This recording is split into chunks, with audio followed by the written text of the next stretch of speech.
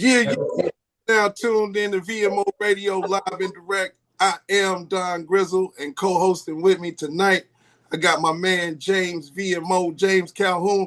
Say something to the people, Mike. Of course, man. Hey, I am James V.M.O. and always remember, we got the whole city behind us, all right? Yeah, man, we're gonna keep it light, keep it fresh, in for a great show tonight, man. Go ahead. Exactly, man. We got a great show tonight. We got some very special guests are in the building for VMO Radio. Like I say, man, live and direct. This interview is being brought to you and powered by you. You know what I'm saying? With the best you can possibly be, which is love. This show is, I'm telling you, stay tuned, folks. This is a great one. Well, let's get into the introduction of who we got on tonight's show on VMO Radio. Tonight, we got special guests. Showtime Productions is in the building. We're talking about CEOs. We're talking about writers, directors, producers. Okay, yeah, preach on that, Tabernacle. With such stage plays and hits and TV film series such as What Lies Beneath.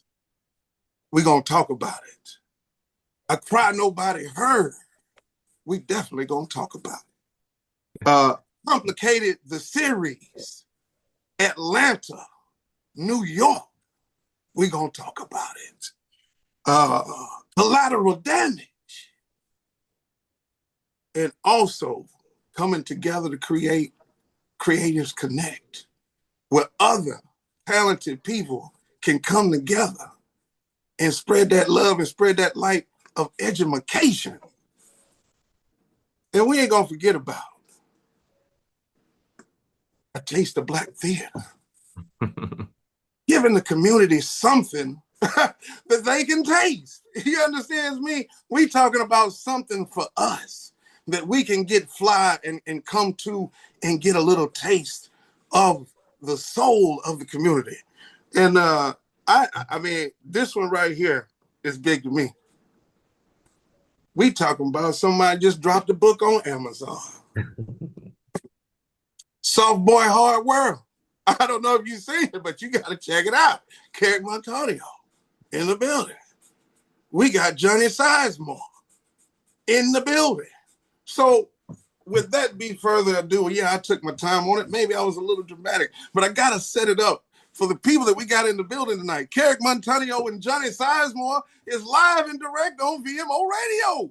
What's going What's on, going fellas? on? What's Hey, going hey, on? hey, hey. What's going Right, on, guys? Thank y'all right. for having us. Oh, I had to run that catalog down, man, just because, man. And hopefully I didn't miss nothing. And hopefully, y'all can catch me up if I did. But that's an extremely meaningful catalog of creation that I hope people can understand and realize what we're gonna get into tonight of creating that catalog of some of the inner workings of how you all really dove into it. So just take us from the start. We'll get into the catalog and the specifics of certain projects that y'all might want to talk about that we can talk about. But where did it start for Showtime's productions? Go ahead, Kerrick. No, this is your story. All right, so early on in 2016, I went to Kerrick one day and I was like, "Hey, let's do a play. Let's write a play." Never, 2015. so 2015, excuse me. Never had any experience, never had anything. I'll take you back in November the 22nd, 2012. I was robbed and shot in the chest 2 days before Thanksgiving, and from that I had suffered PTSD bad for years, and I needed to find a coping mechanism that would help me alleviate some of the stress, pressures, anxieties, and things that I was going with. And so I remember driving down 85, getting off the easily 153 exit, and I contemplated driving my car off of the bridge. And it was in that moment, I felt like I was around so many people, but I felt like nobody ever seen me. They didn't hear me. They couldn't understand, what I was dealing with. And so, from that, I said to Kid one day, "Hey, let's just write a play." That first play was entitled "A Cry Nobody Heard." It was a story based upon some of the feelings that I had, and we pulled from some other things, and it was only supposed to be a one-off. We were supposed to just do like a little one little thing and just going back to our music career, not knowing that the plan was so much bigger. God's plan was so much bigger than our just, hitting it and quitting it. We didn't know what to expect. We sold out 2 shows in one day, and it's been in a beautiful journey since then. 10 years doing this, and we just really getting started. So that's how I started. Yeah. Wow. And then for me, like Johnny said, he came to me to write the play, or he said he wanted to do a play. But as I was younger in high school, I was a part of the Dwight Woods Phyllis Wheatley Repertory Theater. So I am a proud alumni of that particular theater company in the upstate. So I grew up singing, dancing, and performing. And then I also had taken a creative writing class in middle school, which is there's a very interesting story behind that as well. So I had experience with writing as well. So I'm just like, he want to do a play, let's do it. And so, we wrote that play together. And out of all of our catalogs, that was the first thing that we actually wrote together. Otherwise, I do the 99.9% of all the writing on all of our projects, with the exception of A Crown of Body Heard and then our newest play that's coming out, Backbone. We wrote on that one together. But all the other projects I solely have written on. So, I write and then I give it to the mastermind and he puts it all together, and that's how we work. Yeah, man. Man, that's dope that that y'all have that dynamic of, what I'm saying, the strengths and is of what I'm saying. But I kind of wanted to go back to like start of it of you saying, Johnny, like it was due, and I think that's why it's a good part to highlight. It was due to a kind of trauma response and how you was dealing with it, right? Mm-hmm. That wind up you taking that and then transmuting the energy and sending it back out into the world for good, and it touching people and being the foundation that y'all started on. You know what I'm saying? Man, that brother, I salute you. Because a lot of people would sit in it and Mm-hmm. not realize that they could use it and transform it, not only to help themselves and how, like you said, you worked through it and dealt with it, but more importantly, help someone else with that gift that's been given unto you, right?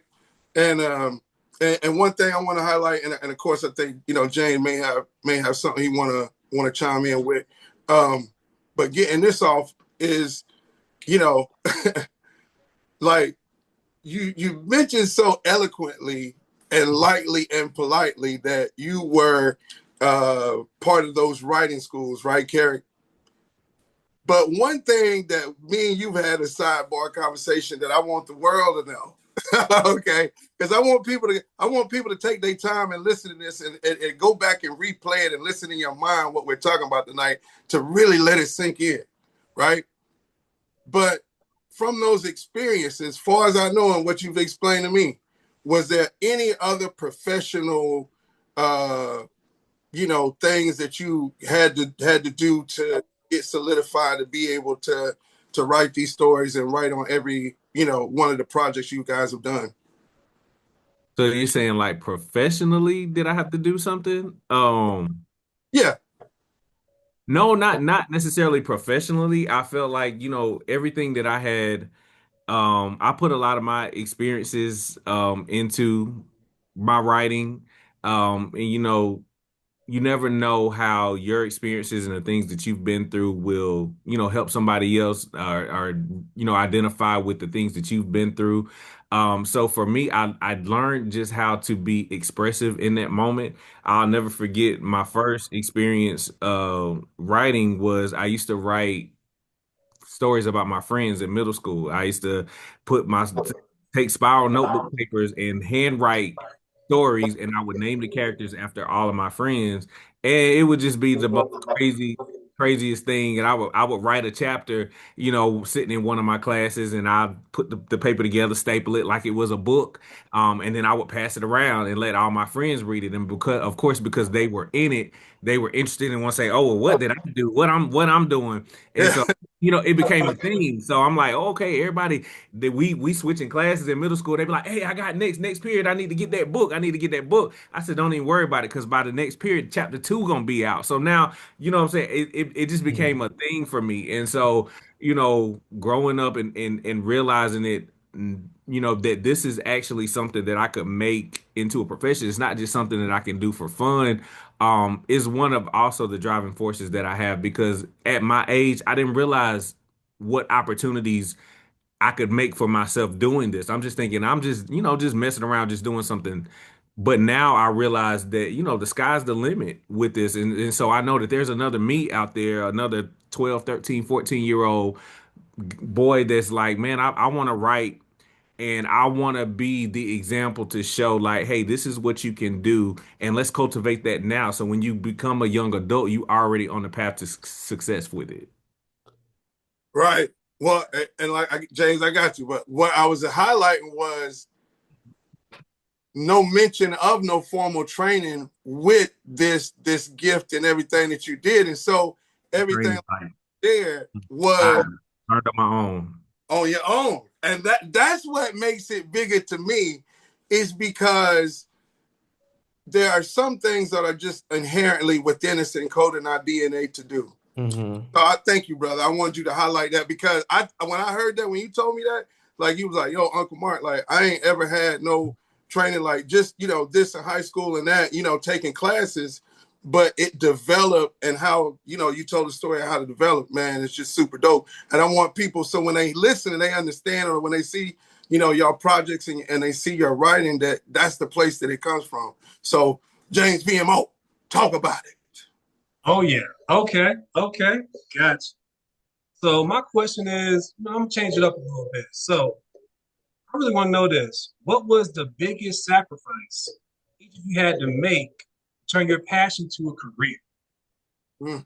What was that moment where it was like, you know what? Let me put this to the side because I'm locked into my focus. What I gotta do next? And you know what? What's up? And this is probably going to surprise you guys, but Johnny, it may be a different answer for him, because he there was a catapult into this with music that he has. But for me, um, there hasn't been really a major sacrifice up until now. We've been in the game for 10 years. And this will shock a lot of people, but me and Johnny both still work full-time jobs. Mm-hmm. Monday through Friday, we're on somebody's clock working. And then we do showtime all the time after 5 o'clock and Yeah. on the weekends. So in 10 years, we've managed to build what we built um in the spare time of us doing our 9 to 5 jobs. Mm-hmm. So as of now, there's been a recent transition with my job, that they're outsourcing things. So I found myself, without one actually coming up in August. And but it's perfect timing in God's alignment, because now that's Mm-hmm. going to allow me to really focus and build my dream and our vision for Showtime. And we just look at it like this: if we've managed to do the things that we've done with a 9 to 5, where are we going without that being a hindrance? Yeah. Man, talk about it. Yeah. And so Okay. for me, yeah, I've done music majority of my life, and stepping into this entertainment spectrum, I made a decision to step away from that. I mean, most people that used to know me, oh, you do music, oh, you sing, you do music, and I kind of got tired of that. And I remember one day I was like, there's more to me than just this musicality side of things, and that's not my legacy. And I seen that, doing Showtime, doing this entertainment, the culture, and the arts, that I made more of an impact, and I've changed more lives outside of the four walls of the church than I ever did inside of it. So, the pivot was necessary for me. Mm, okay. This is for the audience. Just let me slide this in there, James. This is for the audience. We're all talking about the famous group One Accord. Yes, go download the album on Apple Music right now. Exactly. Go back, and I thought VMO Radio was going to get a sneak peek that there was some rumblings that there might be a re coming together, as they say. Maybe we can get another tour, or a couple of show dates out of it. And We'll see. okay, that's We'll all I see. got, fellas. We'll see. We tried. One I don't Accord. want to make no promises I can't keep. I got you. One Accord, but they can look it up. They can look it What's up, man? That's what's up. Wow. After 10 years. Okay. Okay. All right, then I got another question, Dan. Let me see if I can get to thinking a little bit.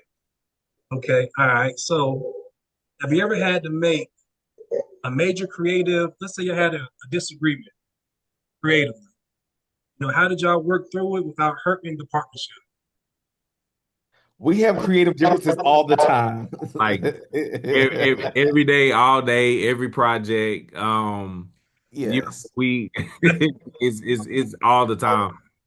But I think throughout the years we have just learned to lean more into each other's skill set depending on what it is.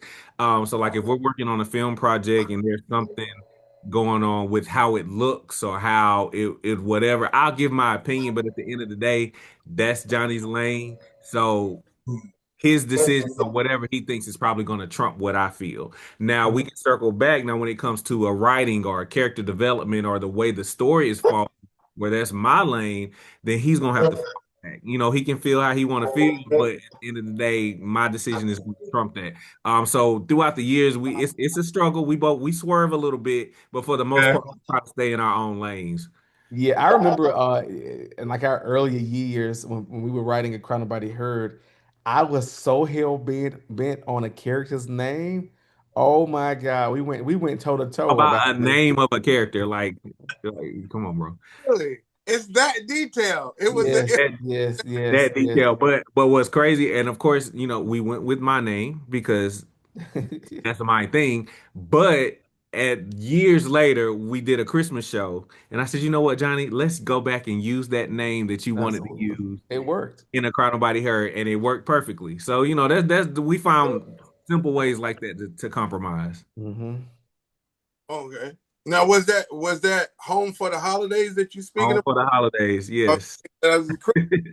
They can check out. Yeah, or that was a play. hmm Hmm. Yeah. Hmm. And we're circling back Might around be this we might be December. bringing that back this year, so be on the lookout. Yeah, man. Okay. Okay. Gotta let them know. Let them know. Gotcha. Hey, Don Chris, you got a question for him? Yeah, man. I got one, man. This is one I kind of wanted to know. With y'all giving a little bit more uh substance to how you guys really come together, how this movement happened. But was there anybody that y'all might have took inspiration from that inspired y'all in the way and in the style and in the signature that you all decided to do? Because you know what I'm saying? So y'all have so much production and creativity with everything you've done. There is a distinct signature that I think that that y'all set yourself apart from, of not trying to be like anybody in this area or anybody in the world in the film and TV and stage play industry. So, but was there any kind of people that you say, you know what, that inspired me, or could be whatever, actor, actress, but was there anybody that inspired the work that you guys do with Showtime Productions? Yeah, so for me, early in the earlier time spans, Tyler Perry was one of our biggest inspirations. Not the Tyler Perry we see now. I'm talking about old school Tyler Perry from the VHS tape. late, yeah, the VHS tapes. Oh, okay. I remember I feel like I was probably one of the first people to come across the whole Tyler Perry VHS tapes years and years younger. I was at a barber shop and somebody had a bootleg copy of it, and nobody was checking for it was Medea's family reunion. I remember being in the ninth grade, sitting at home. I would watch that thing over and over and over, and I would share with everybody in my family. And then a couple years later, then it's like this whole Tyler Perry wave came through. And I think, early on we went that route of the Tyler Perry type styles. When we went into the film and television, Issa Rae, I love an underdog. I love somebody that comes from the bottom, who gets overlooked, appreciated, and they come out on top. Those are success stories that I love to follow. So we took on the Issa Rae approach with our television series, and then as we started to pivot into the more professional theater, August Wilson has probably been one of my biggest inspiration. You probably may not know his name, but you probably seen his work. I know y'all probably seen Fences with Viola Davis and Denzel Washington. Oh That is yeah. his. He's probably one of the greatest American playwrights of the world. He's the black version of Shakespeare. And so that's who I really lean into now, doing the whole professional theater company now. Our work has definitely shifted from the Tyler Perry type things to the more professional standards of stuff that you see on Broadway, on the Tony Awards, and things of that magnitude. Yeah, and so for me, like it's definitely all of those people that he named, but it's like for me when it comes to writing, my style, and I learned everything that I learned from watching soap operas. Mm. So I spent a lot of time at grandma's house, both of them. And so growing up, I watched a lot of soap operas, and so and to this day, I still watch soap operas. Like I'm locked into The Young and the Restless every day. It's recorded, and if I don't watch it that day, I'm going to get to it before the end of the week. If I'm gonna spend a whole Saturday catching up, I'm going to watch The Young and the Restless. But daytime soaps are probably the most detailed storytelling that you'll find because you think about it, the Victor Newmans and the Nikis, everybody's familiar with these characters and they've been around for 30, 40 plus years. How do you continue to write for somebody when you look back over that amount of years, you feel like you know this person? Mm-hmm. And anytime that you're watching a TV show, you're watching a stage play, you're watching a film, or whatever the case may be, you want to feel connected to characters like that. And so my writing style has always been like I want the audience to feel familiar with them. I want them to feel like they grew up with this character, or that's their sister, that's their uncle, that's their mama, that's their grandma. There's some type of representation Mm-hmm. that's real and authentic. And I learned that from watching soap operas. Mm. Hmm. Okay. Okay. Got you. Do you like Beyond the Gates? I love Beyond the Gates, and Beyond the Gates is so incredibly amazing to me. For one, because of what they're doing, being the first all black daytime soap opera since what Mm-hmm. the 90s. Generations was one, and I think that was on like in the early 90s. But in over 40 years, it's been the first predominantly black daytime soap opera, and Mm-hmm. they're doing an excellent job representing black people of success. They're not poor, they're not hood, like Thank they're you. very professional. They dress nice, they look nice. And if you watch it daily, you'll realize that they're touching on a lot of topics that directly impact the African American culture. And it's Mm-hmm. not just for entertainment, because you'll sit there and you'll look at it and you'll think you're watching for entertainment, but what they're really doing is educating you. Because right Absolutely. now they just did a storyline about diabetes. They just did a story about cancer, a specific cancer that affects African American women. And so, of course, what is their demographic watching that show? Is probably black women between the certain age that's impacted by this specific cancer. What better way to educate them than by creating storylines so they actually see a representation? And then, you know what? I need to go to my doctor. I need to go get checked out. And I think that is such a beautiful thing. If I had a dream gig right now, it would be to write for Beyond the Gates. Yeah. Ah, okay. Yes.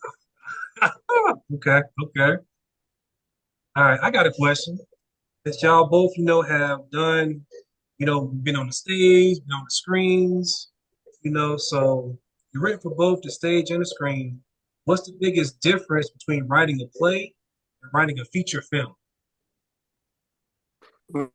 Well, writing a play is, I'm in 10 years, I'm gonna be honest with you, I no longer really care for writing plays. Like Oh, I much more now enjoy writing film and television, but plays are our foundation. It will always be our foundation. But it's much different because with the play, you have to be very detailed because in film there's certain things that you can incorporate in the story that can just be shown. Hmm. Um, whereas on stage, you have to write down everything. Like in this moment, they have to travel to this side of the stage, and this has to be present, and they have to say this, and they have to do this, and then the lights have to come in, and then the sound effect has needs to happen here. So there's very specifics that you have to include, and you have to think about the overall picture of the story that you're telling with writing a play. Whereas in film, it's less of that because you're going to write the story, you're going to create and develop the characters, but for the most part, the actors are going to step in and tell the story through what you're seeing on film. That's my experience, Johnny. What you think? What you say? I mean, my heart is in stage. That's why I think I was drawn into doing coming back out of retirement with the writing of this piece this latest piece that we've done together. I'm taking it back to the roots. I think the roots is what launched us and sustained us for many years. I mean, I love film and television, um, but I feel that real real actors are born on stage. So yeah. Yeah, real actors are born on stage. And Mhm. with that being said, gentlemen, I want to ask the catalog because the catalog is, you know what I'm saying? The catalog is very extensive. Is there one project out of the catalog that y'all look back on and say, don't get me wrong, they all your babies and you love them all the same, but is there one that either you enjoyed a little bit more, or you like the writing of it, the way it came together, the camaraderie on set, the actors you had in it? Is there any particular one out of the catalog that y'all think about or congruently say? Well, I'm gonna say I love all of the projects that we've done. I think for me, ah, a Cry Nobody Heard and What Lies Beneath are probably the number they share the number one spot. For one, Cry Nobody Heard that's our baby. That's what we launched this thing with. And we've done that show now 8 times, and it sells out every time we've done that show. No matter how many times people have seen that, it is people say that's their number one show. But then with What Lies Beneath, it showed the level of versatility that we have as writers, producers, directors, and what we can do because they're totally night and day. Like I Caught Nobody Heard is more inspirational. It has a nice message to it. What Lies Beneath will kick you in the face. Like it is the most urban show that we have. It's so powerful. I'll give you an example. It's sitting at over 600,000 views on YouTube right now. Wow, So that's number. it, almost 700,000 views. Let's talk numbers. Yeah, yeah, yeah, yeah. And even that Yeah. show too, I think that was the largest audience that we had when we produced the show. Like it was over 1,200 people that came out to see that one show And that was the at the big, Furman McAllister Auditorium. that's the So, biggest. Yeah. mhm. I Outside think if we, outside of Cry Nobody Heard, this 2000. last one, yeah. Gosh. okay. Well, Me? Heard that.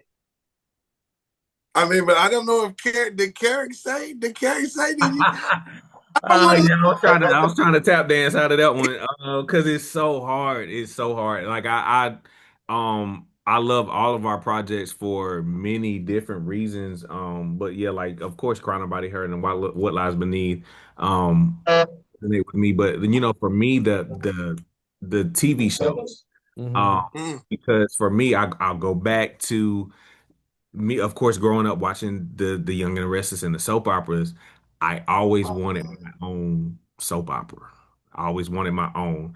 And we were able to do that with Complicated, and then not only Complicated, but we created a spinoff of Mm-hmm. Complicated Atlanta. And me and Johnny was having this conversation a couple of days ago, and it's just to say, you think about all of the franchise, like you look at what 50 Cent is doing with the Stars and the Power Universe, and Mm-hmm. all the different franchises. And when you see amazing shows, and then you see like spin-offs are able to be created from those amazing shows, like that's how you leave a legacy. And Mm-hmm. so for us to create our own very first TV show, Complicated, and to have the success that it had, enough for us to create and franchise independently our own TV show, for Complicated Atlanta, like that was a huge accomplishment, and something that means the world to me, because a lot of people would depend on a studio or a huge sponsor, or somebody coming in and giving a whole bunch of money for to be able to do the things that we've done, and we've had nothing but faith and determination, to create our own television show and franchise it. So I think the TV shows Complicated and Complicated Atlanta, um, got my heart right now. Yeah, absolutely. and they're featured on the platform Tubi. Am I correct? Where people can go and Mm-hmm. dive into Complicated, the series. You know, Correct. I- Two seasons of Complicated, the original series, are showing, and the brand new season of Complicated Atlanta is currently streaming on Tubi right now. So you can go check them out. Okay. Okay. All right. Because you said I got a question about Tubi. So, what has releasing your work on Tubi taught you about independent filmmaking and reaching like different audiences? Why was that the move and not another platform? Say one more time for me. Oh yeah, yeah, no problem. So we're talking about Tubi. Mm-hmm. All right. So what was releasing your work on Tubi, taught you about independent filmmaking and reaching like a certain audience? Why was that the move and not like another platform? Okay, so for us, Tubi, when we first went to Tubi, you really didn't hear much about streaming platforms or spaces for independent filmmakers to have, a space to put their projects out independently outside of YouTube. There was no major studios, no major networks that were taking independent. You had to be greenlit through a distribution company or through a network. And so Tubi, people down Tubi because during COVID, everybody was putting trash out there because Tubi is one of the highest paying AVOD, which is advertisement video on demand platforms that there is. So people were making $100,000 a quarter every 3 months, 200,000, just making great money. So they were just putting anything out there. And it's just like Fox, like with Fox. Fox owns Tubi, mm, and what I feel like they did was they took black content to grow their channel, their network, and then they started to pull back on those type of projects. And now you have major productions from HBO, Hulu, all networks now putting all their projects on Tubi Jonathan because they're paying Gates the is most. now streaming on Tubi. Yeah, So that yeah. should tell you what it was. And I don't know if a lot of people know this, but Fox is notorious for this. Fox did this in the early 90s and 2000s. They built their network off black content, like In Living Color, Martin, and all of the sitcoms that Mhm. mean the world to us. They built their audiences off of our content. And then once they got that audience and the network, then they canceled all of our shows. So if you go Mhm. look on Fox now, you're not going to see too many predominantly black shows. But if you looking at the 90s, that was the home for all of our shows. So you got to ask yourself, like, well, what's the difference now? But and Tubi has now become that thing. They built the Mhm. platform off of black content creators, and now they've gotten it to where they want to. So now it's hard for it's even for us, like, It took almost over a year. Complicated Atlanta we worked on for about 2 years. It took Mhm. almost half a year just to get it to go live on Tubi. Mm, wow. So it's become a lot more difficult than it was when we first started, and it's because they no longer are depending on the black content creators for the platform because they have all these other shows now, network shows, even like shows that are in syndication, that are running the bill up over at Tubi. So, Mhm. it's very hard for independent content creators like we are to stay relevant, to stay ahead of the game, to keep content in front of your audiences, to get it out to us. We have so many people that they cuss us out in our DMs, but it's like, y'all, we don't have no control over this. Yeah, We really yeah. don't. Wow. Well, speaking to that, man, what about the business? And I'm talking about because it is an industry, it is a business that you do like, and what might be about that business that you don't necessarily like. Like if it comes to like what you said with these companies that have used black creative shows that, like you said, we all love and everything. So, and going into those rooms and things like that, and having to one, know a self value and a worth of yourself, and going in and who you want to be in partnership with and who you don't, because not only just on the Tubi scale of things, but as well as some of the local places that that y'all are in connection with, because I think y'all just opened up Showtime Studios, as well as, but some of these other venues and places that y'all do business with on the regular, where y'all are comfortable doing businesses with those businesses and exposing other businesses at the same time. Yeah, so for me, you know, this industry, this industry is tough. It's a lot of spaces where people take advantage of, people who are serious about their crafts and serious about their work. And because we may not have all the knowledges, the tools, or the resources at our disposal to get on platforms, we're willing to take what we can get. And some of these distribution companies, they take advantage of vulnerable people.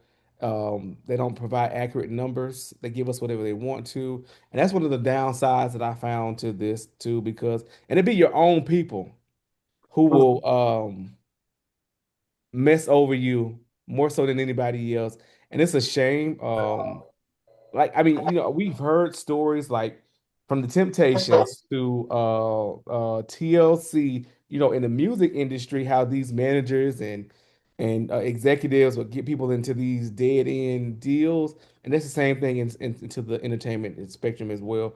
But I think the joy outside of all of that is being a place that provides opportunities for people who look like us, because there are a lot of people who did not realize they had the talent, the resources, and to give somebody the opportunity to shine bright. I think that's the win for me. Kerrick, is there a part you love about the business? A part you just like, oh, I don't want to deal with these jokers. Yeah, but I can't really say that there's not, because I feel like you have to stick with it and be consistent. You have to love it, because there's so many ups and downs.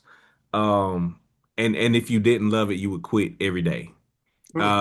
Because at any point, especially on an independent level, because again, you don't have the backing of a studio. Everything that we do have come directly out of our pockets from us working hard during the day at our 9 to 5s, and then taking that paycheck and trying to make our dream work. So when something goes wrong or there's an unexpected bill, I can't call the studio and be like, "Hey, can y'all send us a couple of thousand? We got to take care of this color. We got to pay the DP. We got to pay for this location to film here real quick. Can y'all cut us a check?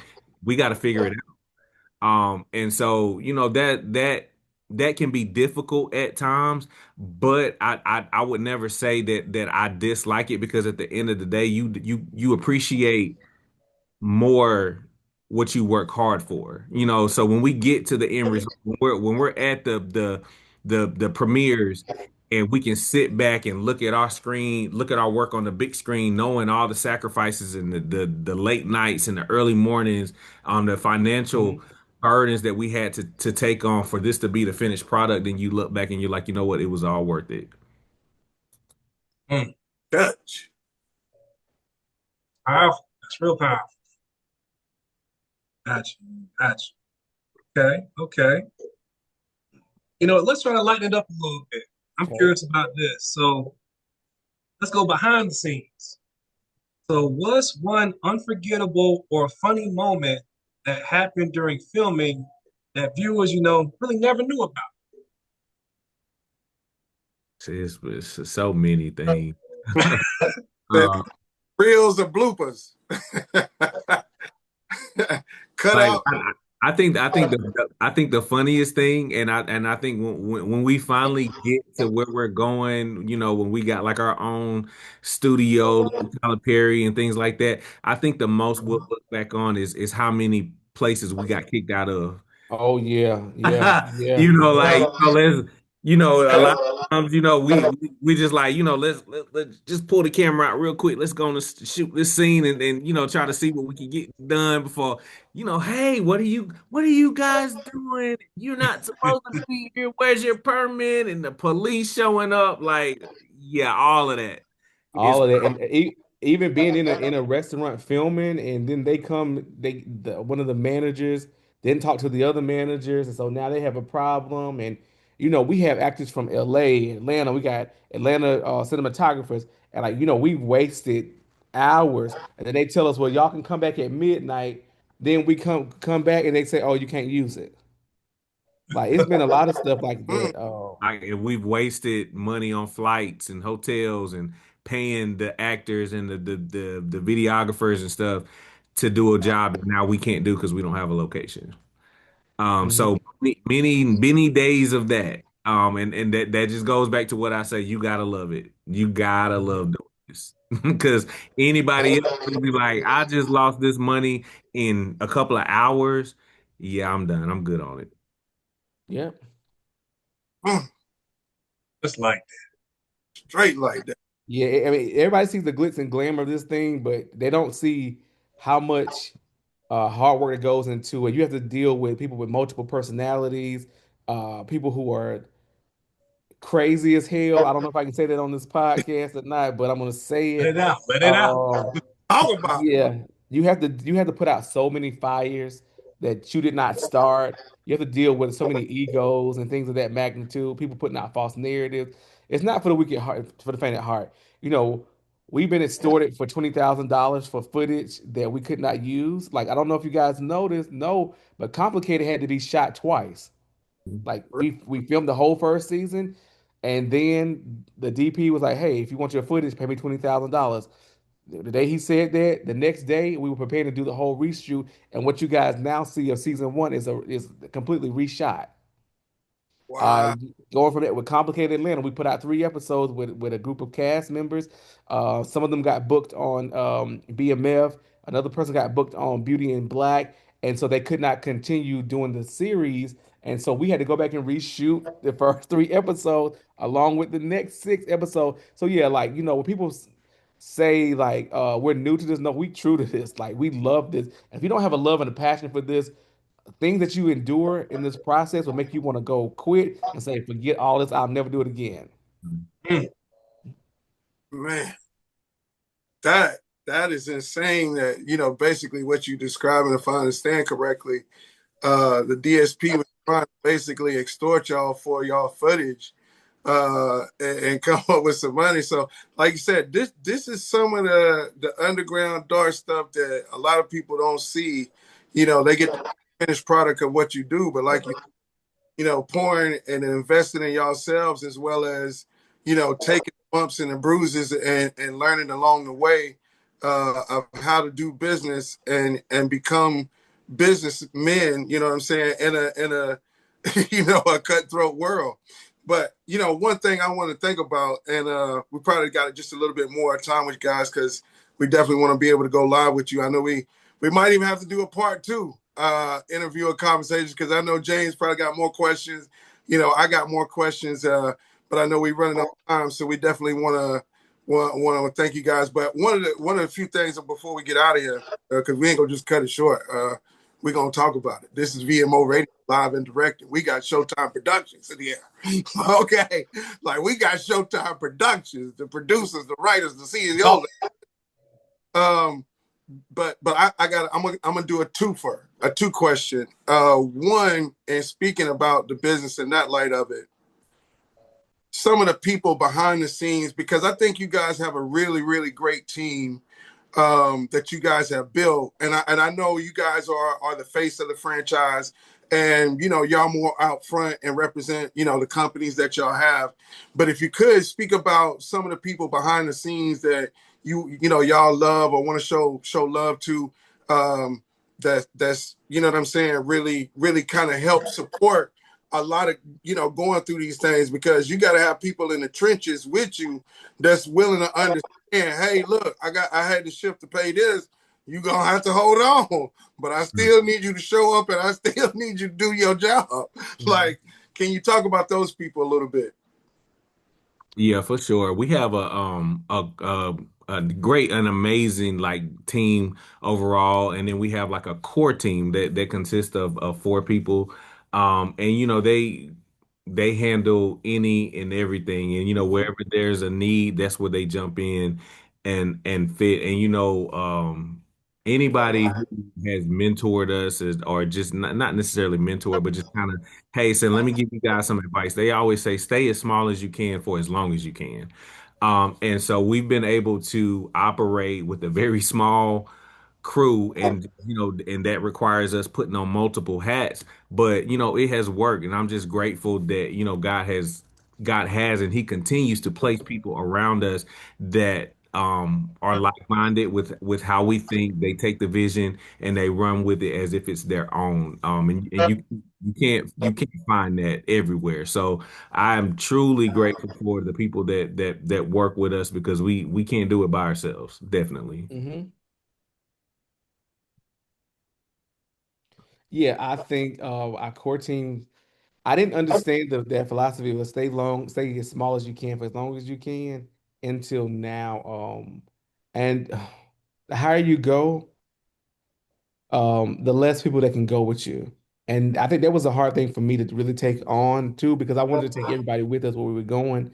But sometimes it's dead weight, boss. It'll keep you stuck in a place. And just because I'm headed to New York and you're headed to LA, don't mean we have an issue with one another or dislike one another. It just means we're headed in two different directions. So I'm super thankful for those that are surrounding us who carry the vision, they hear the vision, they run with the vision, and they're making the vision plain. So that's our core team. And then some of our other people who are part of our Showtime Legacy Collective, they make this thing go round. And I'm super excited about what the future holds. I'm telling you, when you get people who rock with you 1000% and hold you down, you can't pass them if you can't let them go. So, yeah, absolutely. Dutch. That's what I'm talking about. It's like that. Make the Actually, I feel that passion too. So, like, ain't nothing wrong with that. All right. Let me see. Let me see. All right. Let's change it up a little bit again. So, if someone handed you an unlimited budget tomorrow, what story would you tell and why? So if we talking about the unlimited budget, the first thing we probably are gonna do is build our own facility, Hmm. which will be an Okay. in-house theater, which will be a studio, for a theater for us to have our live shows on. It would include a sound stage for us to do our film projects on, a rehearsal space, an event space. So before any project, I think we would put out, it would be getting securing our own Hmm. facility. Okay. Yeah, I would have to agree with that too. Now, if, get the facility out. And I would turn our current play that we're getting ready to do, Backbone, into our very first feature film because it's amazing. It is amazing. It's amazing, and it's our very first period piece. It's our first of many. So yeah. Okay. Okay. Yeah, yeah. Talk about that. The upcoming projects you guys got working right now. All right, And so Showtime Legacy Theater, we are debuting. We're launching our very first inaugural season, which is called the season of Inheritance and Identity. We're opening the season with a brand new show called Backbone. It's our very first period piece. It's set in 1995 in Memphis, Tennessee, inside of a decaying automobile garage, and it's a story about a family that is battling over what they consider to be legacy. And you have outsiders who are doing all they can to come in and take what belongs to this family. And they have to unite, even in the face of adversity and infighting, when a secret erupts from their family that threatens to destroy everything that they thought that was. It's a beautiful story about family, about love, about what do you do when you are facing truths, and what are you willing to do to preserve legacy and fight for what's really yours. So we open the season with that. And then we're jumping into our holiday show, Home for the Holidays, which is a musical comedy that we did back in 2020. It's going to be a revival of that. It's going to be an amazing show. It's bringing people back together during the Christmas holiday. People lose loved ones, and so people need something that picks them up, something that gives them a little hope and inspiration. So that's what we're doing there. And then in February, we're doing our legacy show called The Piano Lesson by August Wilson. And then we're closing the show out with a comedy, Jaja's African Hair Braiding, and a music review called Night of Legends. It's a tribute to Prince, Whitney Houston, Luther Vandross, and Shaka Khan. It is going to be absolutely incredible. the greats. Now when is that going down? That we're going to close the season out in May In with that May. show. Okay. Yeah. Okay. Well, slide in there real quick. Promote. I do have my signed copy, A Soft Boy in a Hard World, written by author as well as all the other titles. And like he said, he got Kerrick Montonio. So before we get up out of here, man, I've been reading some of the book, and I was gonna ask, but I understand. I don't know if I got that classification. I know I'm up, but I don't know if I got G classification that I could actually read some of the book to the folks. And I was just gonna do just the first few pages of it that had already grabbed me. But Kerrick Montonio, can you speak about you becoming an author and having your first book, you know what I'm saying, being sold on Amazon right now? Y'all can go get it. You understand me? Go get it. Get you a hard physical copy of this. This is great stuff. Can you speak about that before we get up out of here? You becoming an author this year. Yeah, absolutely. So, this goes back to me saying, when I was in middle school and I'm putting my spiral notebook together with my handwritten notes, making my books. That's how far my dream of writing my own book goes. And so, even with us doing theater and doing the television shows, I always was like, I haven't done my book. I haven't done my book. And the book, Soft Boy Hard World, started off as another series. Like I've written 6 episodes but I wrote that before I went back and wrote the book. And in the middle of me doing that, I'm just like, this is good, but I want a book. I want to do a book. And so I went back and I wrote the book. And Soft Boy Hard World is a novel. It's about 3 characters, Kelvin, Tyrell, and Shamika. They're 3 friends, and they're in high school. So the book is based in the early 2000s. So it's like an ode to some of my favorite times growing up. So you'll get some good flashbacks of the music and the TV shows that we were into back then, because it was just a great time for me. But the story talks about the different hardships that all 3 of these characters go through, but specifically the heart of the story is, just kind of putting a little question mark around the societal pressures that we as a society put on masculinity. Because and I told this story at my release, like with my dad. And people who don't know my dad when he was growing up, when I was growing up, all I heard about was my dad being a basketball legend in these streets. Like, he was the upstate's Michael Jordan. And so of course, being his firstborn, when people see me, the first thing they ask is, "Oh, you play ball like your dad, you ball like your dad. What team you play for? Mhm. How many points you score?" And this and that. I'm like, I don't play. I'm not interested in basketball in the least. And growing up, people would always recognize me and ask me that. And then my response to them was like, well, no, I don't really play. I don't do basketball. I would literally see the disappointment in their face because they know my dad. And so immediately they have this expectation of me to be who they think I'm supposed to be based upon knowing who my dad was. And so that instilled a lot of insecurities in me because I'm just like, well, what's wrong with me? What's wrong with who I am? What's wrong with me?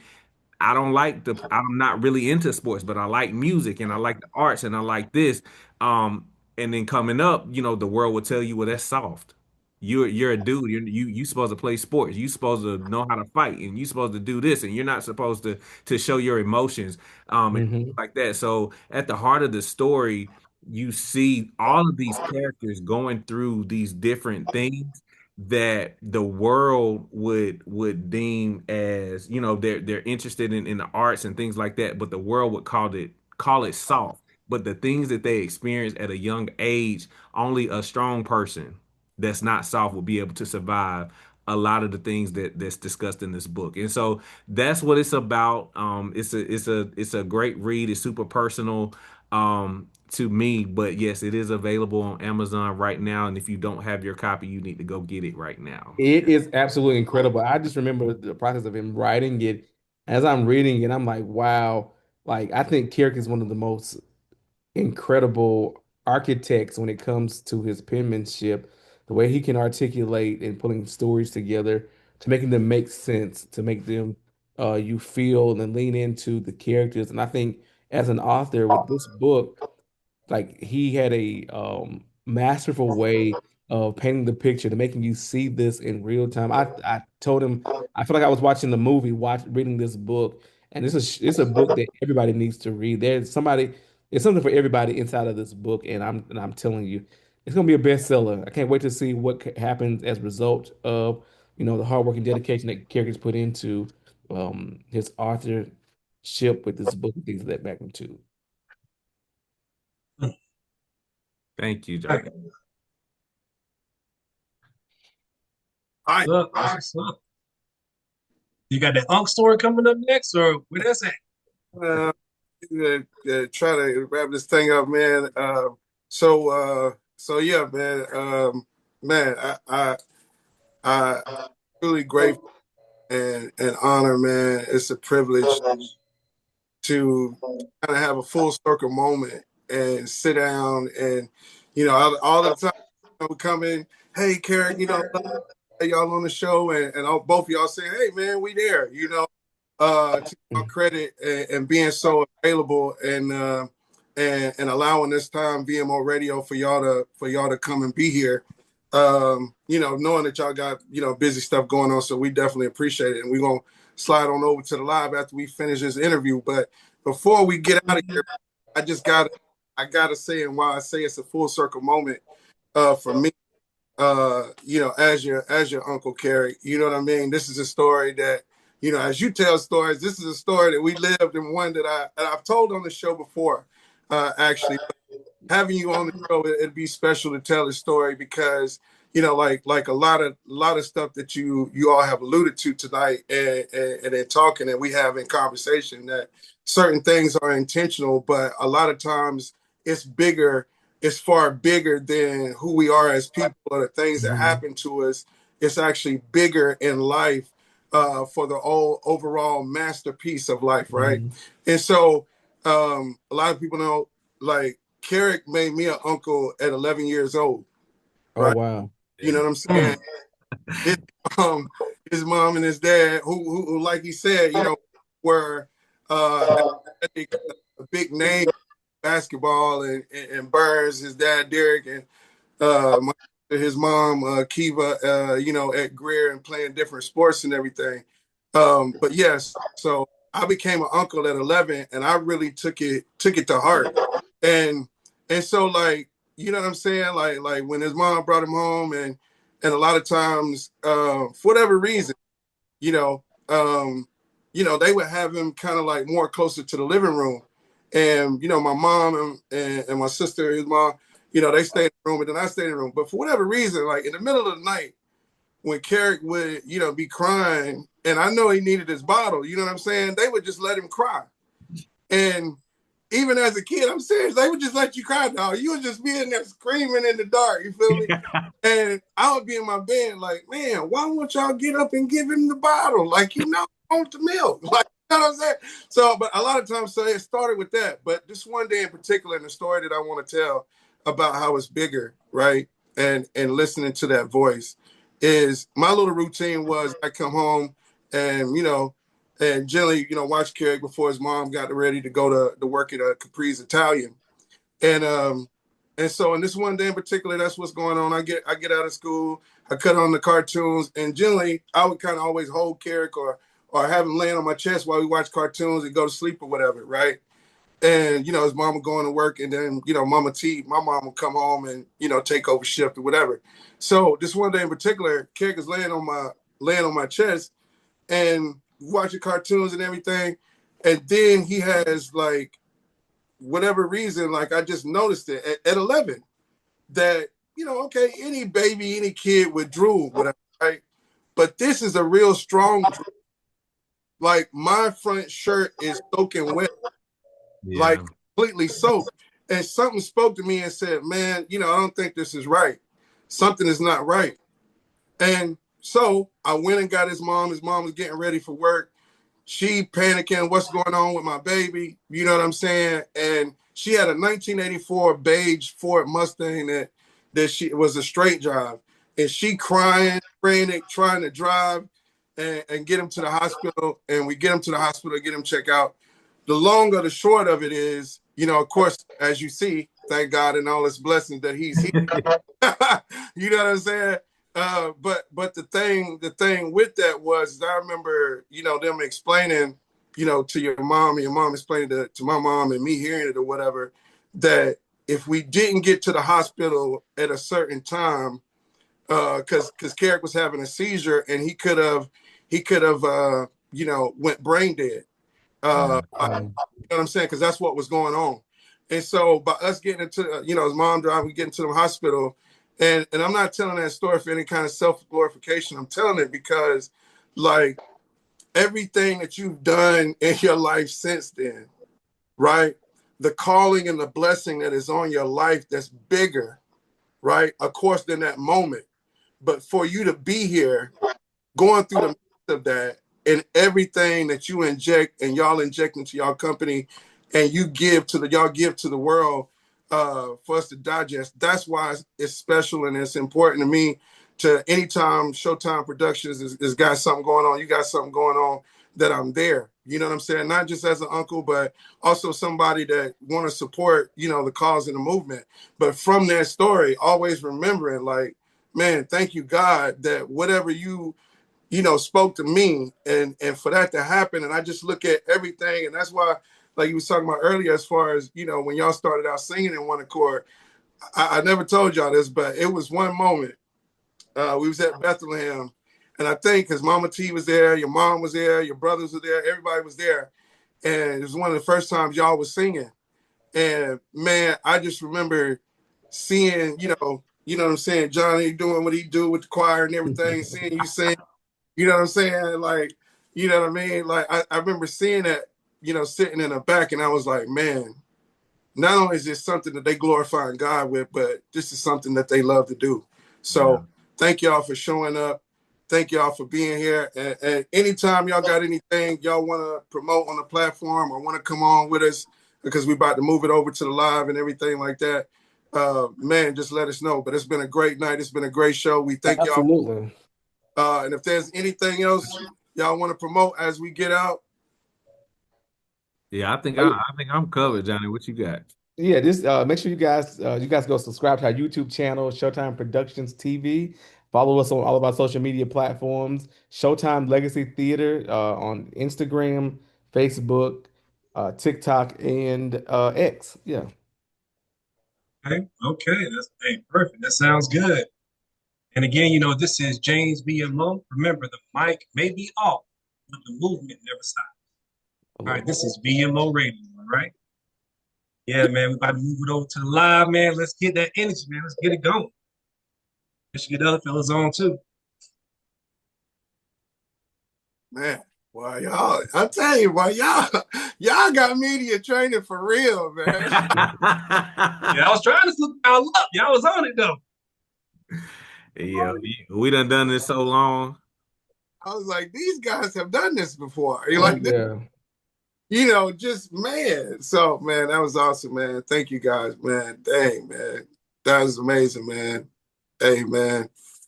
It's been a great night. Do you repost it on your where does it launch from? James on Spotify and all the other platforms. Okay. Okay. Yeah, so Spotify video, he does a great job of having the video as long as as well as with the audio.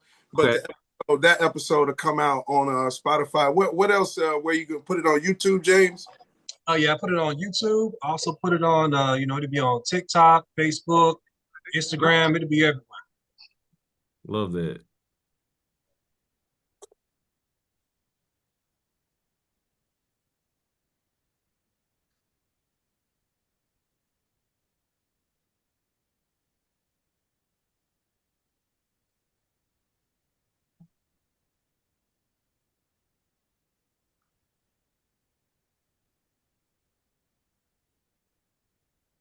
Well, I gotta ask why we try and get the other fellas on, man. What would y'all give us a grade of and it's okay if you want to be honest. As far as because like I said, you guys have done this before, you're very familiar with it. But is there anything, I guess speaking for myself personally, is there anything else that we can work on, you know, that y'all see, you know, from the creative side of things of what we trying to do that we can continue to build on and take it to the next level? Well, for me, Uncle Mark, you know, I'm looking for the what a theme song get. You know what I'm saying? What is it? What a like the credits. You know what I mean? That's what I'm looking for. With the I want to be bopping as the you know as I'm coming into the Right. what is it? Okay. We gonna get that. We'll get that going. Yeah. You You know how like you know we when we watching our favorite TV show, you know when Power come on, I'm gonna listen to Big Rich Town every time it come on. Yeah. I like it. Vam's every we need a mental note of that. Yeah, you need one coming in and you need one coming out. Yeah. Every Intro and an outro. Yep. To start the show. Yeah. Yeah. Perfect. Yeah. Yeah, I thoroughly enjoyed it. Yeah, I keep going. This is your first one? I mean, to me, Right. I felt like our first big interview. James also interviewed, you know, affiliate of you guys, Reggie Rock. So Okay. yeah. So we got that up. We got that up as well. I listened to it a few months back. Really good episode of Rock kind of going through, you know what I'm saying? And he talk about you guys and how you all have inspired him and, you know, and things of that nature as far as and giving him the confidence and the belief that, you know what I'm saying, that he was capable of being an actor and things of that nature. So, but yeah, this is probably our second biggest interview. There he is, Trinell. What's up, baby? Yeah. Well, there you go. Somebody said they know the real you, player partner. You know what Well, I'm saying? you know, You know how you always telling us, hey man, the ones that really know is nigga nail from hell. And we got somebody on tonight. You under dig? You know what I'm talking about? what's up? A little nigga nail from hell. Yeah. I understand. Lord have mercy. What happened? Who's up the link? Oh yeah, man. Go ahead. Yeah, no, we trying to down, man, of getting some content with the guys as well as, you know, going live and everything. That's why I was, you know, trying to get with you guys as far as what's going on and whatnot. So, but we here now. Yeah. It's all good. Oh, Trinell, nigga nail. Oh, what's up, Johnny John? What's happening? What up? Not much. I guess I can't call you Little Johnny no more. Okay. Yeah. It's good to see you, man. Good to see you, man. You too, bro. Yes, sir. Yes, sir. I told him that should have had you on here singing. I got a testimony. Oh, that song back. Oh, yeah. Look at me. I'm a crack baby.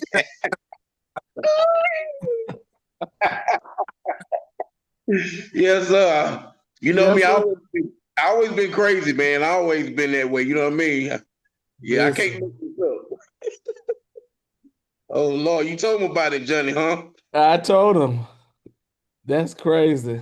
You tell him how we was on the choir and we made a mistake, like we was gonna look at me, I'm a crack testimony. I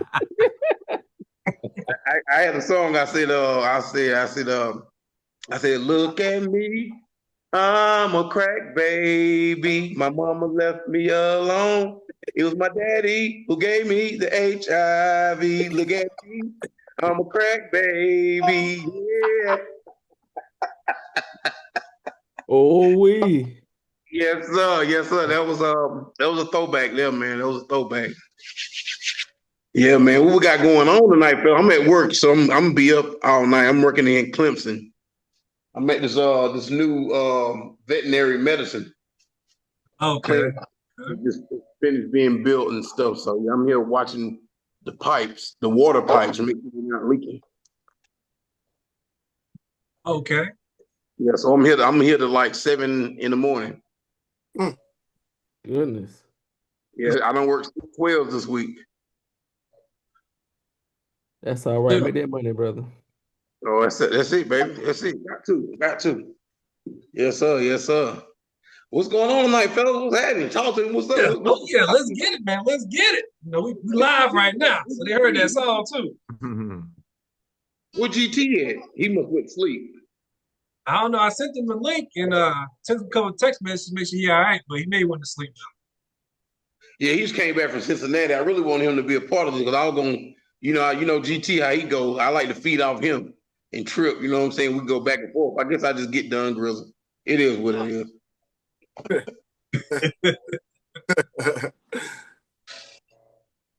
All right, man. I got you. Got a couple light topics tonight, man. They ain't that too serious, but it's gonna keep the energy up, get it going. So hey, let's get it going, man. All right. So hello again and welcome back to V.M.O Radio. All right, that is V.M.O Radio, stands for Voicing My Opinion. All right, that's what we're gonna do here every Sunday night. All right, and as you can see, we got some guests tonight. You know what I'm saying? You know, hey, change it up. You know what I'm saying? We got the fellas of Showtime Productions. All right, we got Johnny Kerrick and Kerrick. Definitely, man, appreciate y'all, man, coming on, man. We got some good topics, man. Y'all ready? Yes, Oh, sir. absolutely. We're glad to be here. Man. Hey. Of course, you got my man Don Grizzle. What you gotta say to the people, man? Yeah, man. It's VMO Radio live and direct, and you tuned in with your favorite, man. Keep it locked. VMO. Let's go. Yes, sir. Of course, you got my man Big Greedy. What you gotta say to the people, man? Yo, what's up, y'all? Welcome back to VMO Radio. You know what I'm saying? It's gonna be good tonight. Got one of my old childhood friends on here, you know what I mean? So it's time to show out, you know what I mean? Hey, I ain't holding back, baby. You know what I mean? It is what it is. I guess I'm gonna be myself tonight.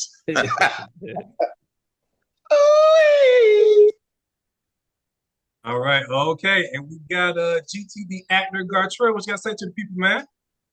Going on, everybody? It's great to be back. Great to have y'all in, and y'all know how we do. So, as the captain would say, strap on your safety belts, keep all arms and feet inside the vehicle because it's going to be a bumpy ride, but we will make a smooth landing. Stay tuned. I love it. Yes, Just like that. All right, of course, I am James V.M.O. Let's get started, man. Let's get started. All right, we're going, let me see. Talk about AI tonight. All right. You know, it's making a big introduction, you know what I'm saying, changing up things. So, can AI ever replace great writers, actors, or directors?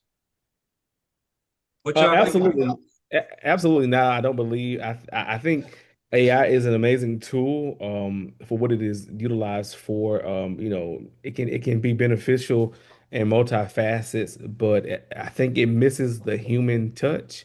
AI can do wonders, but it doesn't have the ability to feel. And in our lane, in our genre of what we do, everything is based upon feelings. It's how you make an audience feel, how you make a viewer feel. So I don't believe that AI could ever take away or replace the need for people in our scope of work. Yeah, I completely agree with that. It should be used as a tool of enhancement. I use AI for a lot of research purposes, especially, getting into doing period pieces. It's a great way to kind of justify, are the language that the characters are speaking, is it true to the time that you're writing about? Would they say this in 1995, or is that something that we're saying in 2026? And AI is something that can verify or confirm, no, they wouldn't say it. They would probably say it like this. But yeah, I agree with Johnny. It could never replace that human aspect of especially an actor or in writing, because you're gonna miss that authenticity. Mhm. Yes, yes, yes, yes. I definitely agree with both of you guys. What you were saying. AI, nah, can't replace. They can't replace us. I mean, AI got his own place. AI didn't stay in his lane. You understand? You know what I mean? You could never duplicate me. You know what I mean? You know what I mean? It's like when I come in the room and and I see people, I make up stuff off the top of my head about what's going on right then and there. I mean, can AI do that? Maybe, maybe. I don't know. It's not the same. That's just my outlook on it. Okay. Let's not forget they made a movie called Eagle Eye years ago. It was a computer that think on its own and learns as it goes. So they may make a software to allow a computer to actually start thinking, start having feelings, because that's what they're trying to do. If they haven't already done it, I got a feeling they have. We just don't know about it. But they're probably trying to find a way to make a machine more human with feelings. And if Mhm. that's the case, because they already projecting that years from now, we're not going to be working. They want us to have that mark in our hand or in our head or whatever they're talking about doing with the mark of the beast, because that's another rabbit hole to go down. But they already trying to do that, because Yeah. there's already grocery stores now that you can put your palm print on there and pay for your groceries. Whole Foods is one of them. I refuse to do that. I'm going to use my debit card every time. But technology is always advancing, and they're trying to find a way to replace humans so that way we can be lazy and not do nothing. Hmm. Okay. Okay. All right, I'm gonna talk a little bit about it. I'm gonna say it one more time though. So we're talking about, can AI ever replace great writers, actors, or directors? And of course, I agree with y'all. They can never do that. No way in any kind of sense or form.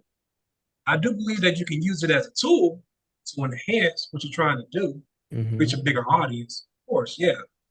But also understand, like I said, AI doesn't have that human touch. You know what I'm saying? You can still tell it's not authentic. You still tell it's not genuine. It's still missing something. And hey, like they said in the comments, absolutely. You know what I'm saying? 1,000%. Like it's no connection. But a lot of people are trying to keep pushing the AI, AI, AI. Mhm. They are like 1,000%, trying to really, I'm gonna say, because they're saying like with actors that they don't have to like worry about taking breaks, have to worry about eating, drinking, or sleeping. They don't complain a lot. Gotcha. You still need to have the whole package. Never replace a true actor or a true writer or director. But we all got to be smart and use it well, because there's some money made with AI. You know what I'm saying? It is what it is. Don Grizzle, what you got to say, man?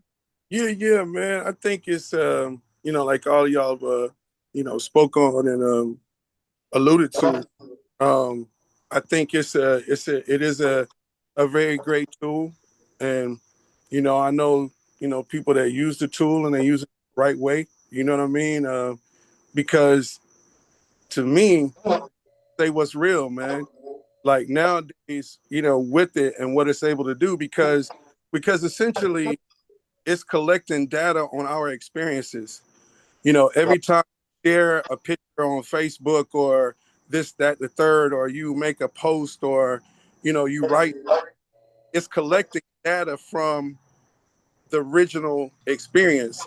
Last time I checked, the original is always going to be worth more than the copy, right? Mm-hmm. But the challenge with it being a tool to enhance, right, is the challenge would be is to make that unauthentic, synthetic, breathe real life. You know what I'm saying? Or speak about real life or inspire from real, because that's always going to be the source.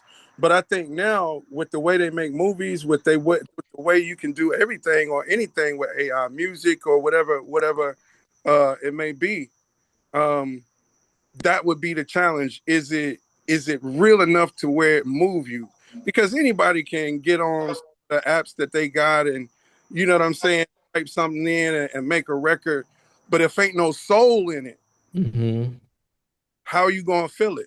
So that's why I don't think it will ever take over, in that regard, unless, granted, we know that some people are asleep. You know what I'm saying? And they might be led to believe anything with it. But that's the compass of the difference to me is even with whatever's created by it, is there any soul in it? Is there anything that moves you or inspires you or something that resonates with you? Mm-hmm. You can feel or sense the real in it. Mm.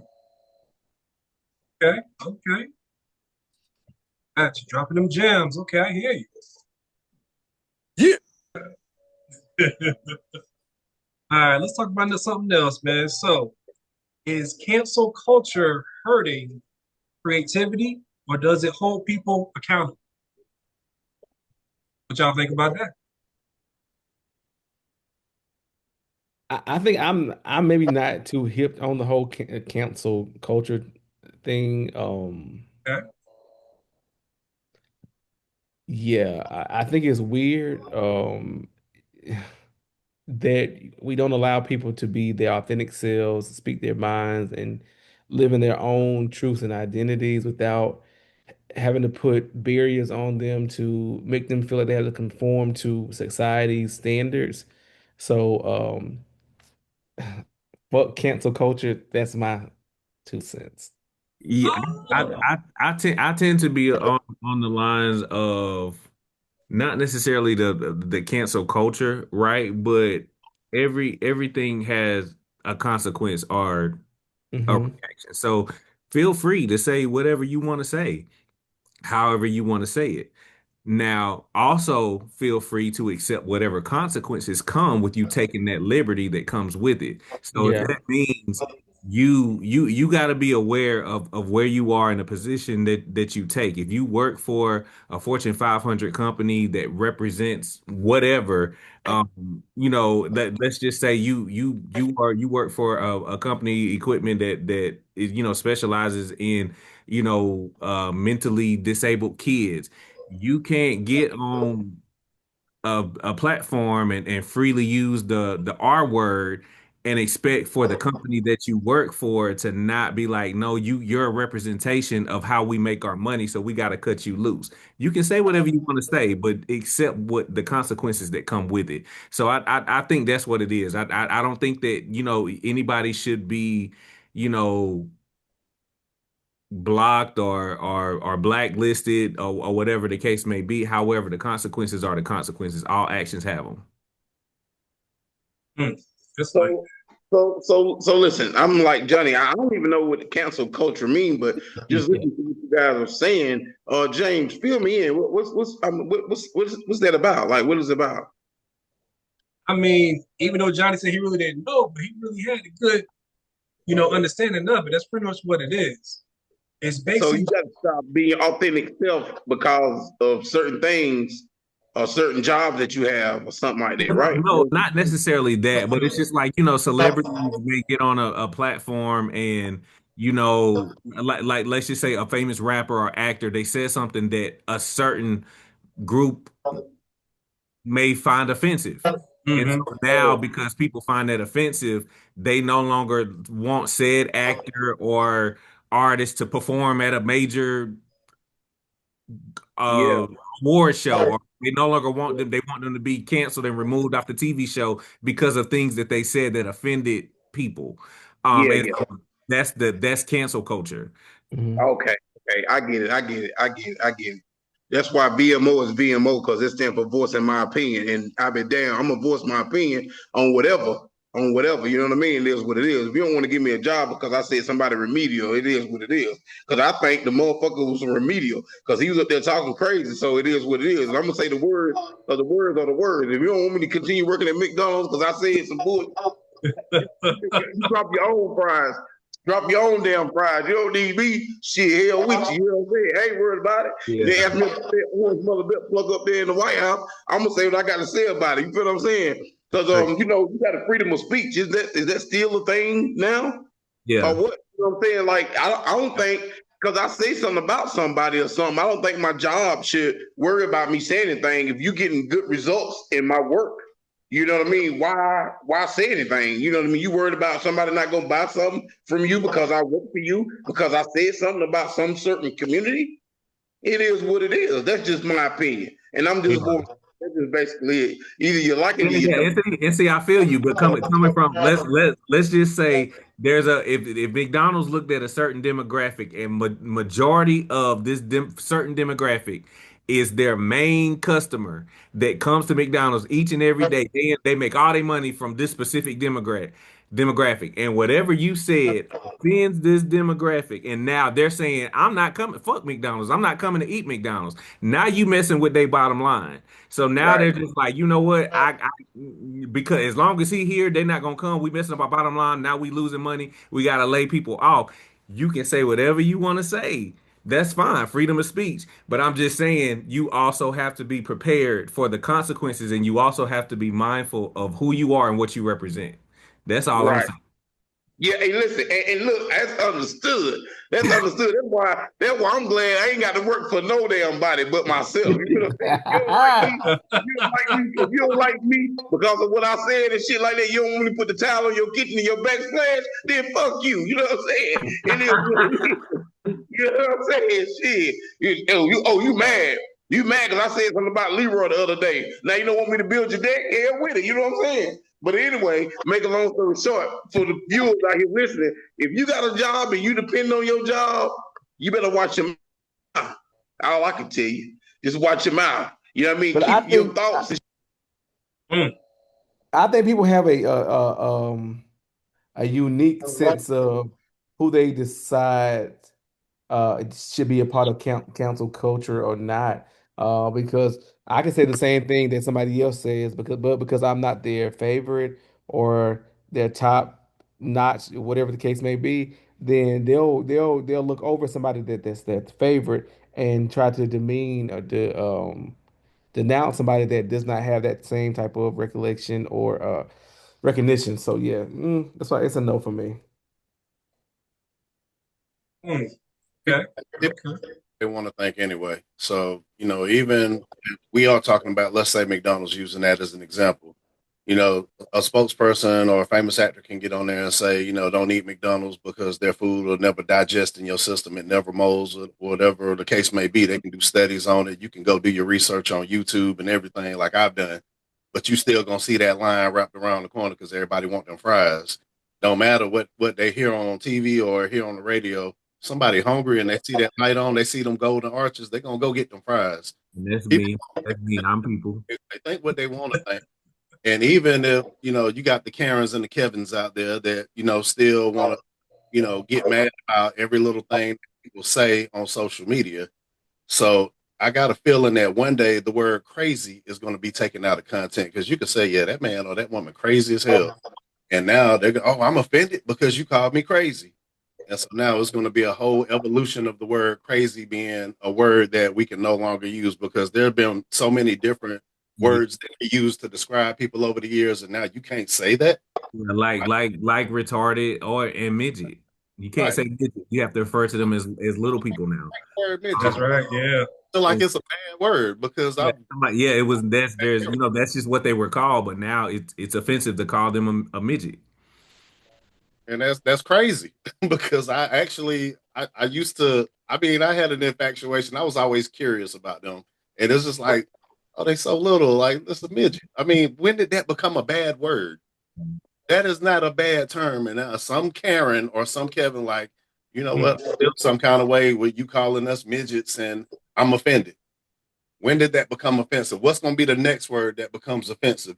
When is the N word going to become offensive and people stop using it? Oh, we talk about it. Like, You oh, So it's just so much that people's feelings get in the way of what we're trying to do in society. And now we can't say certain things, we can't do certain things, we can't move a certain way because you don't want to offend nobody. I mean, even with comedy, I forgot what comedian said it, but no, it's comedy. So if we can't make people laugh, or if we can't say certain things, then why are you worried about it? Get out your feelings. okay. Okay.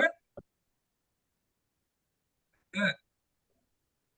Who want to go next? Don, you said something about it. Yeah, man. If you don't mind, my good brother, repeat that question for the viewers and the listeners out there that's watching the show. Okay. Okay. All right. Glad to. So, topic is this right here. So, is cancel culture hurting creativity, or does it just hold people accountable? That's what we're talking about right now. Okay. Well, to me, I always want to go to the source of things, because that helps me kind of, you know what I'm saying, navigate the wisdom with it. And that being said, who are these said people that are cancel culture? And who gave them the medallion or the medal to cancel? that would be my first question is who basically enshrined them to have this such a power that they can wield over whatever their feelings dictate or choose. So that would kind of be the first thing. But more importantly, you saying, does it suppress creativity, or does it essentially kind of hold people accountable? Yeah. Again, who is the author and the judge and the jury? Over said incident. Kind of like how y'all all been speaking to, as far as tonight. Now, granted, kind of like one of the parts Kerrick was speaking to, as far as when it comes to business and branding, you know what I'm saying? There's certain rules of engagements, or there's certain contracts that get written a certain way, to where said person that enters that branding business with whomever say. So let's toss out a name like a Kevin Hart, right? So Kevin is a real, not only just a comedian, but he's a real businessman that has, his own platforms and his own businesses and his own relationships with some of the people that he's branded with. And so, I often see him sometimes in interviews where, in a comedic way, but he'll sidestep the question knowing that, you know what I'm saying, the brands that he's tied with, kind of like what Kerrick was alluding to, is that, you know what I'm saying, that's not going to be good for the brand, and that's not going to be good for business, right? So in a sense, how do you answer that? Is he holding back on his creative, process and what he would normally do based on the fact that he's in big business with, any particular brand? Or is he saying, you know what, I can do more with the relationships that I have. You know what I'm saying? It's better for me not to speak on that or divide on that. Because and bringing it back up and see what you got to think, like in that example, as far as when he had the roast on Netflix, right? So he had the roast on Netflix, which we know Netflix is a major corporation in distribution as far as movies and streaming and everything like that. And he has a relationship with them. But there was a lot of backlash, especially from our community, because how distasteful some of the jokes about George Floyd and things like that. So should he have, you know what I'm saying, been more over creative control over certain things, or was we as a community holding him accountable for allowing those things to go on? Which kind of leads us back to everything everybody said. I mean, who is able to cancel, but more importantly, are we in such a world and in such a place where, you know what I'm saying, it's feelings over facts? Is that what we've gotten to now? I mean, honestly, I kind of feel it is. I think it is feelings over facts. It doesn't matter if it's truthful or doesn't matter if they're right or wrong. It's just how they feel about it. And so, I mean, from a business perspective, you know what I'm saying, we are, able to have exclusive business deals. I'll put that in the universe because it's going to happen. I got to make sure that, when I'm rocking, V.M.O, that I don't say anything to mess us up in a way. You know what I'm saying? I'm going to have to sidestep, you know what I'm saying, to make sure that we can still have that business going. I mean, so unfortunately, we got to be realistic about it. You know what I mean? So that's what I'm going to say about it. So, yeah, I mean, cancel culture, hey, fuck cancel culture 1,000%. But let's still be mindful that, you know what, hey, there's still a group of people that we may offend. They may try to come together and try to hurt this business connection. You know what I'm saying? And I want to make sure that business still flows well. So let me sidestep a little bit. Listen. We're going to sidestep. Man, listen. They need to let all that shit go. I'm gonna tell you right now, man. Listen, listen. Hey, look, before I became what I am now and stuff like that, I was a street dude. You know what I'm saying? So I can go back to being a street dude. You feel what I'm saying? You know what I mean? Straight up. You don't see no addicts running around tonight. When you call me, you call. Well, let me give an example. Let's just see what you guys feel about that, because this is one specific thing that happened that directly affected me. So growing up, Roseanne was one of my favorite shows growing up, right? Roseanne Barr. So a couple of years ago, she referred to someone on the Obama administration, as a black woman. She referred to her as a monkey, right? This was right in the middle of the revival of Roseanne, the reboot. They had just done a reboot and they were bringing the show back.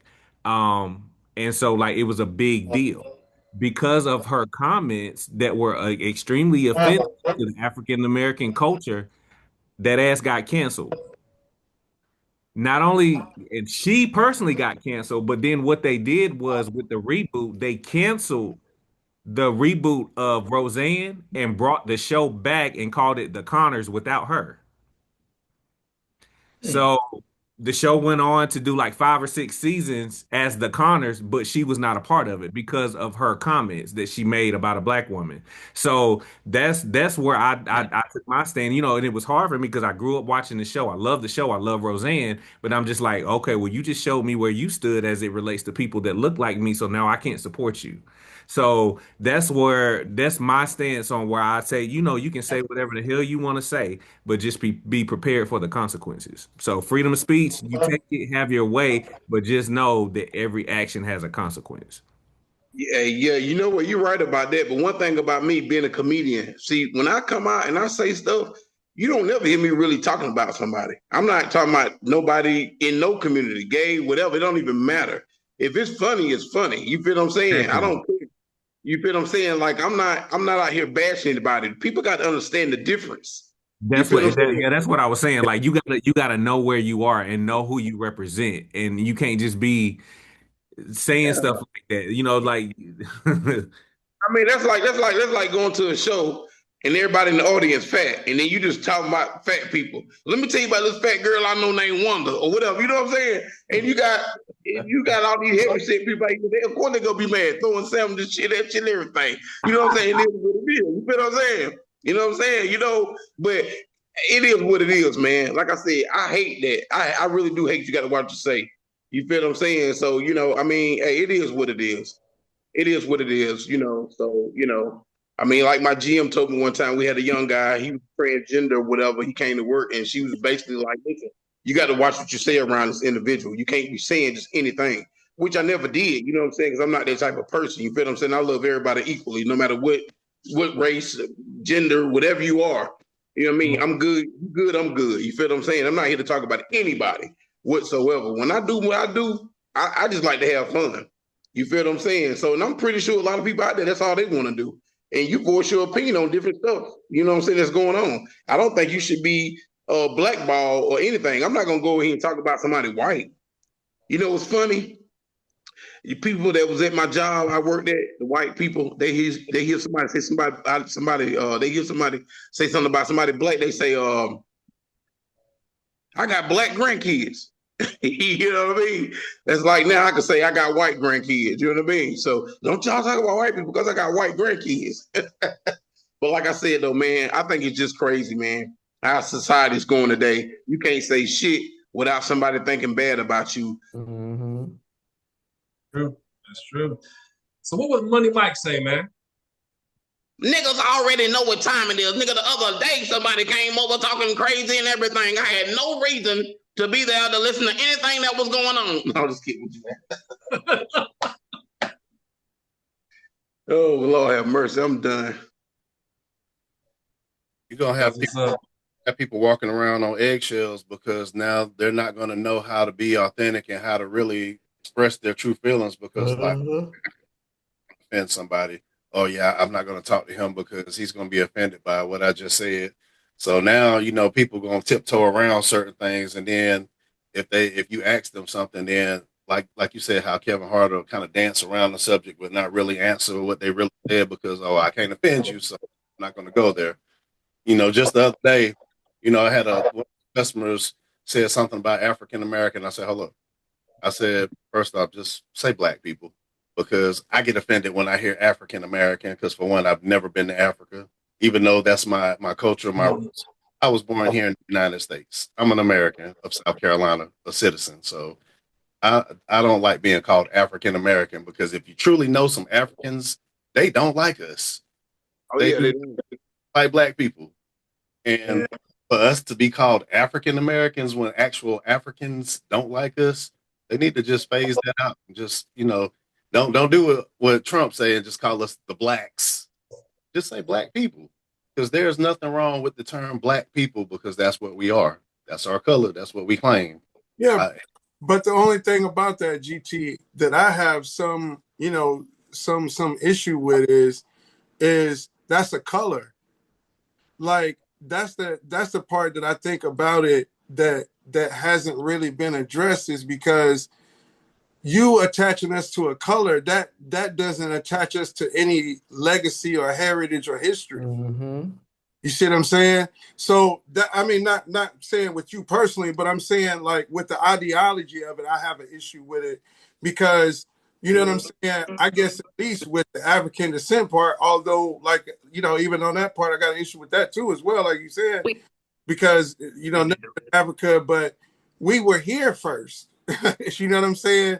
There were people of color or indigenous people, however you want to label it or call it, here on this before Christopher Columbus. So I can understand that as well. But so I think to me, just in an open conversation, you know, I would like for it to go to like, you know what I'm saying? Is it, you know, just in question and in theory, you know, with some of the research and stuff that I've done, like, do you not want us to know our real heritage? And, you know what I'm saying? Are we the real, you know what I'm saying, Israelites, you know, what some people talk about and things like that from the original land or this land or whatever, you know what I mean? So, you know, all the thing I'm saying is I wish the conversation would just go to where we can represent what our real heritage is. But I think there's a lot of there's a lot of red tape that you got to get through because people don't want us to know that. And for years, it's been suppressed. And if you don't go and do the research for yourself, you'll never know. You know what I'm saying? You'll just think, okay, that I'm tied to a color because of the color, right? You know what I'm saying? Or vice versa. But that's also a conversation of labeling. Like, you know what I'm saying? Some people, like you said, that might be listening or watching, they adhere to, you know, being called African American. Or some people, like you said, might agree that, hey, just call us, you know, black people. So, but it's also about what you identify with to that standpoint. But if you don't know the real history, what can you really fully identify with if they don't want you to know your heritage or your history? Just like that. Okay. I think we need to start calling white folks European Americans. Are you a European American? Are you a Scottish American? That just sounds crazy to me. Or are you a descendant of America? You're an American citizen, but you're a descendant of Africa. Give it that kind of title.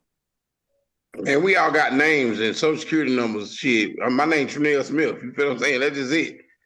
And you talking about somebody that damn heritage. My people from Greenville. You know what I'm saying? I don't know nothing about no Africa. And then I don't want to know about nobody walking around with damn drawers on and no shirt with a spear, killing animals and shit. I don't know nothing about all that. You know what I'm saying? It is what it is. I read on it, whatever. Everybody I know from down to my grandma I know was born in the United States of America. That's all I know. You know what I'm saying? That's it. I don't think we should be put in any category. A person is a person. I'm a human being. And that's just it. You feel what I'm saying? If I'm holding a conversation with somebody and they asking for the description of the individual that I'm with, then I may say, oh, I'm with this guy, you know, white guy or whatever. You know, my homeboy, you know, you never, you know, I don't, you know, whatever. I'm gonna say I'm with Mark. You know what I'm saying? What you doing there? Oh, nothing. Mark and I, we just chilling, having a good time. I'm not saying, oh, I was with this Mexican. So I'm what? Yeah. You feel what I'm saying? Like, what does it matter? You feel what I'm saying? You got you look. You know what I'm gonna do for now? I identify as a 45-year-old white man. For now, that's what I identify as. Y'all better not call me nigga nail no more than nothing. None of that stuff. Okay. Just gotta add in there good credit. And I got a good credit score too. There you go. There you go. Yes, You know you can legally have that done if you really want to. No, I don't want to be. The only thing white on me is my teeth. Put a light on you. I can't. You are an idiot, bro. You are an idiot. Okay. You already know I got mind problem. I got you. Let me get to some of these comments, man. They commenting tonight, y'all. Yes, they are. What's being said? Oh, yeah. Going back a lot being said. All right. Put your glasses on so you can see, James. That's very true. You're right. I'm trying to make sure I mispronounce somebody's name. You know what I'm saying? Getting old now. You see, you squint. Ain't it? Just like that. Okay. All right. So ADR Adri, Graceface 29, she said, even when you compliment someone, they still get mad. You know what I'm saying? Back to the other topic. Hype Girl is saying, what happens if someone went too far, then people go overboard with other situations? Okay. Hey, Hype Girl, we're gonna need some more in depth. We need to know what you're talking about in depth because you just that's an open-ended question. Like, what's really going on with that question? She commented again. She said, "There's a difference of disrespect and making a joke." And she said, "At GT, she said, I see your point on the whole African American thing, but I also see the other point of other people."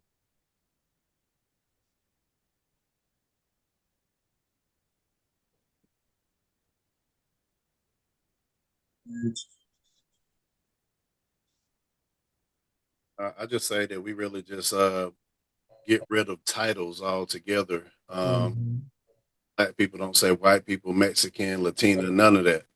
Because I feel like one day, you know, all the stuff that they're putting on TV, we're going to see that we are not the only life form that is in existence.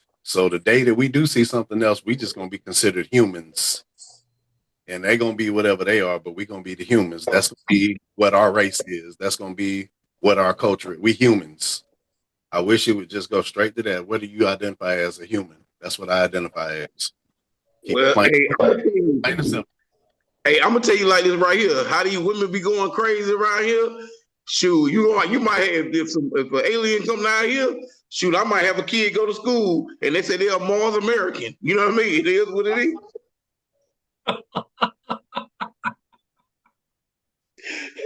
Hey, you know, hey, look, you be like, my kid gonna be like, oh yeah, I'm half green and half black. Just like that. Okay. All right, let's move on to another topic, man. All right. So I mean, hey, we're all, in the entertainment industry. So we're all trying to make our mark. So this question is kind of similar to that. So, would you rather win an Oscar or create a TV series that lasts 10 seasons? Just, tell me why you want to choose that route. I'm gonna go for the Oscar route. I mean, because getting the Oscar will open us up to, more opportunities. It kind of solidifies your legitimacy in this industry. It also puts weight and value on what you have as a creative. That just one piece of metal will open up opportunities, resources that you can fund a 10 season project. You can have 10 seasons and it ain't worth a damn, then what? Hmm. Right. I'm gonna go with Joe. I want an Oscar. Yes, sir. Yes, sir. You get that, people gonna want you to be in their films. You know what I mean? Yeah. Yeah. So that's just it. Oh, Trinell Smith. Oh yeah, he won about 2 Oscars. I want him in my movie. Yes, sir. Yeah. Okay. I'm actually offended by the word Oscar. Why do we have to call it Oscar? Oh my God. Oh my God. Hey. Oh my God. Oh my God. No, GT. No, GT. No. Go ahead. You got to let it out now. That was, come on, let me hear it. But think about it. So growing up as a kid, what's the only person or only thing that we know that's named Oscar? The ground in the can. Why is something that we're trying to pursue in life affiliated with something that was very hateful in our childhood? Why couldn't it be called a Ernest or something different? It's got to be called Oscar. Even though I want that Oscar myself, but why that name? Who came up with that? Why? I just have questions. Why? Who was it named after? Good question. But yeah, I want that Oscar. I would love to do a series that lasts 10 years, but just like Johnny said, I want that Oscar because that shows people, yeah, he worked for this. He done built up, his character, and he done built up his charisma, and now he earned this. And it's very hard because I'm but 7 black men that got an Oscar. So we need some more black men, black actors to get some of these Oscars. And that's more opportunities for people to be in movies or television series. But it's a lot of talent out there that's just not being displayed because a lot of people just haven't got that opportunity yet. So hopefully some doors are opened up.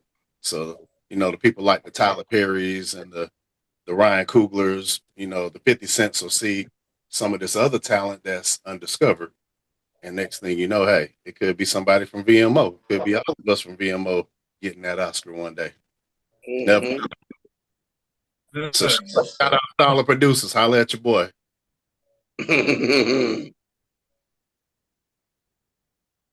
Just like that. Okay. You know what? I'm going to be different. I'm going to say the question. I'm going to say why. So, would you rather win an Oscar or create a TV series that lasts 10 seasons? So, I'm going to say the series. Because I know a lot of famous actors who have never won an Oscar who had very successful careers. So, if I can get my series on a major network and it lasts for 10 seasons, All they say is that a successful show lasts for 5 seasons. Sister, smart guy.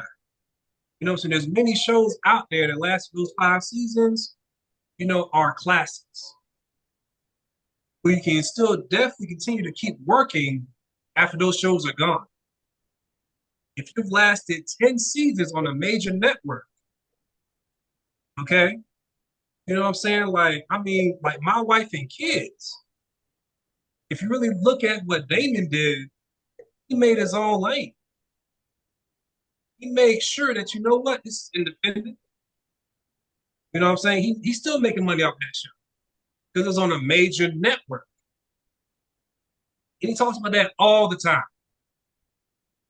So, yes, an Oscar would be nice, but I'm going with the series that I wrote and got on a major platform. You know what I'm saying? I want to be making that 2.5 Men money. All those seasons that they had. 2.5 Men. Those characters, after a couple of years, were making $1 million per episode. If I'm the writer, creator of that series, I'm putting myself in that series. I'm making at least 3 checks off that series. Making good money. So, like I said, hey, an Oscar would be nice. Nah, give me the series.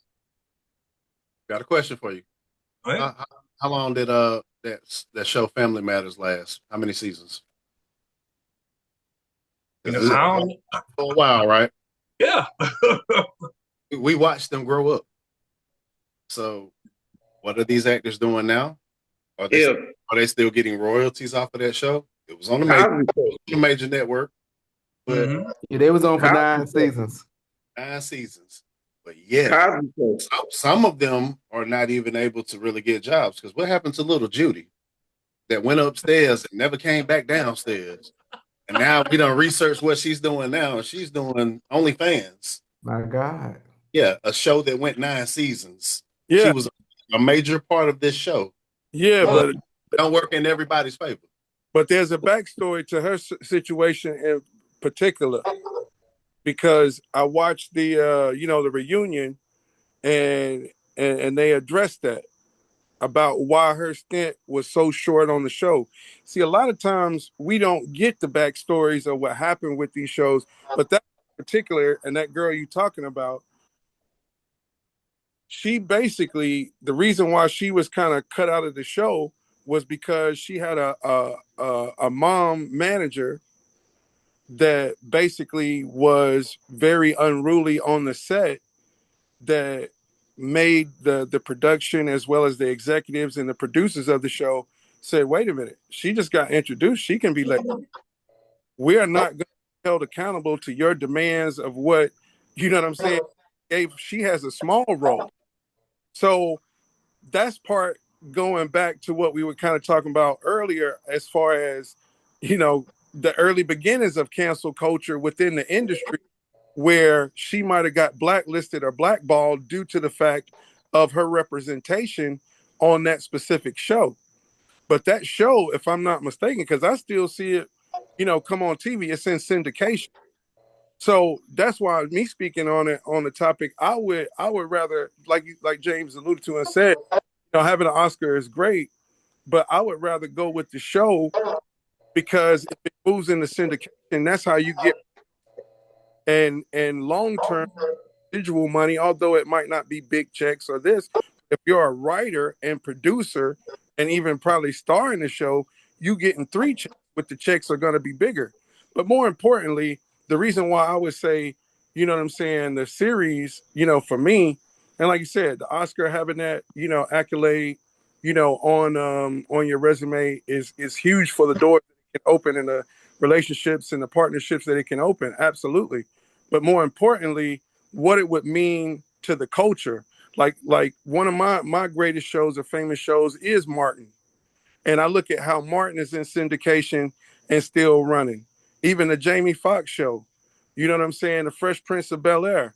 Like a lot of these shows that mean so much more to the culture, you know what I'm saying, of what we grew on and what we tie memories to. So creating shows like that would run in syndication and mean so much to the culture, because you know what I'm saying? Like those shows were made like, the 90s, late, mid early 2000s or whatever, and they still, ring heavy in the culture, and having that standing place and time stamp that people still watch it, and still I've seen every Martin episode. I can do it word for word, every character. And still, Jerome in the house. I say Jerome, watch your mouth. Yeah. Yeah. So for me, I would choose the series.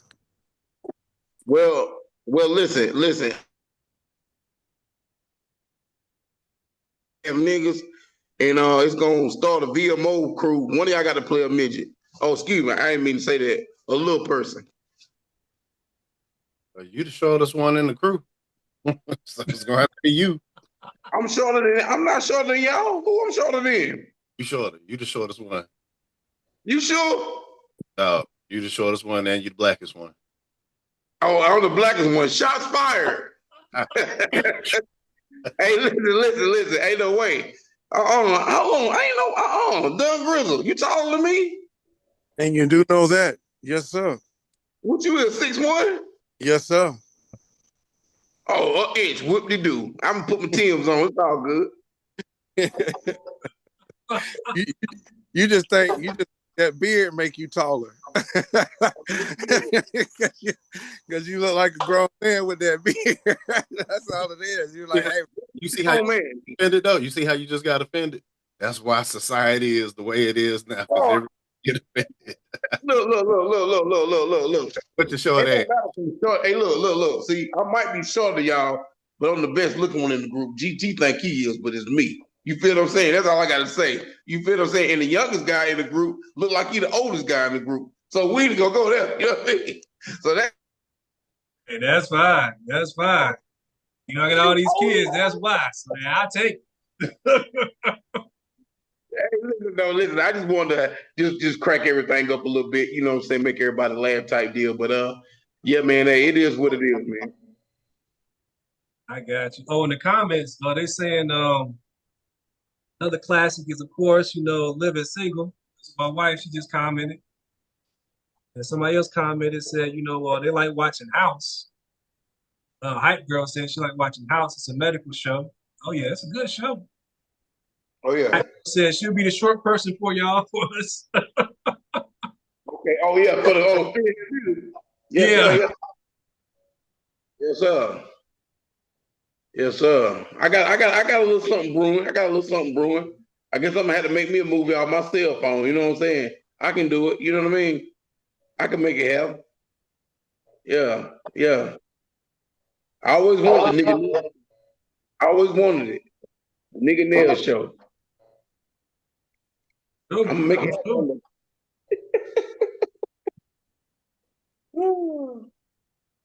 Well, you got a producer on right now. Oh, Mr. Sizemore. Oh, make that happen.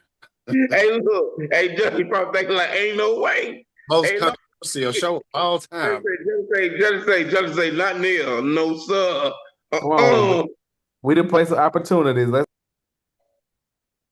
So what now? You pause. What happened? I said we the place for opportunity. So let's go. Oh yeah. Hey, listen, Johnny. You already know how I get down, man. Look, whenever you're ready, you let me know. You know what I mean? I can. Hey, trust me. I can do some things. Now, you hear me? Hey. Already. Yes, sir. Yeah. Throw me a script. I got you. What else top you have brewing, James? Oh yeah. So just something, a little light, nothing too crazy. So if you could remake one classic film, which would it be and why?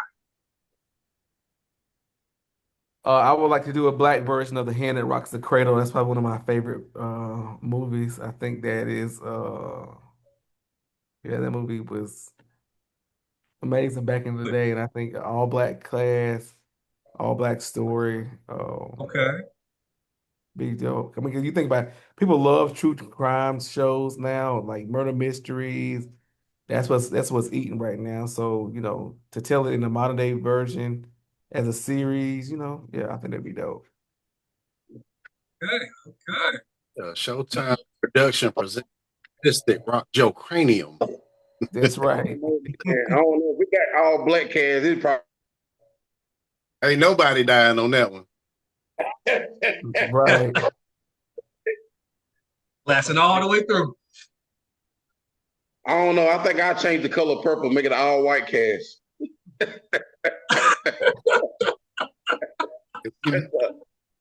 I would watch.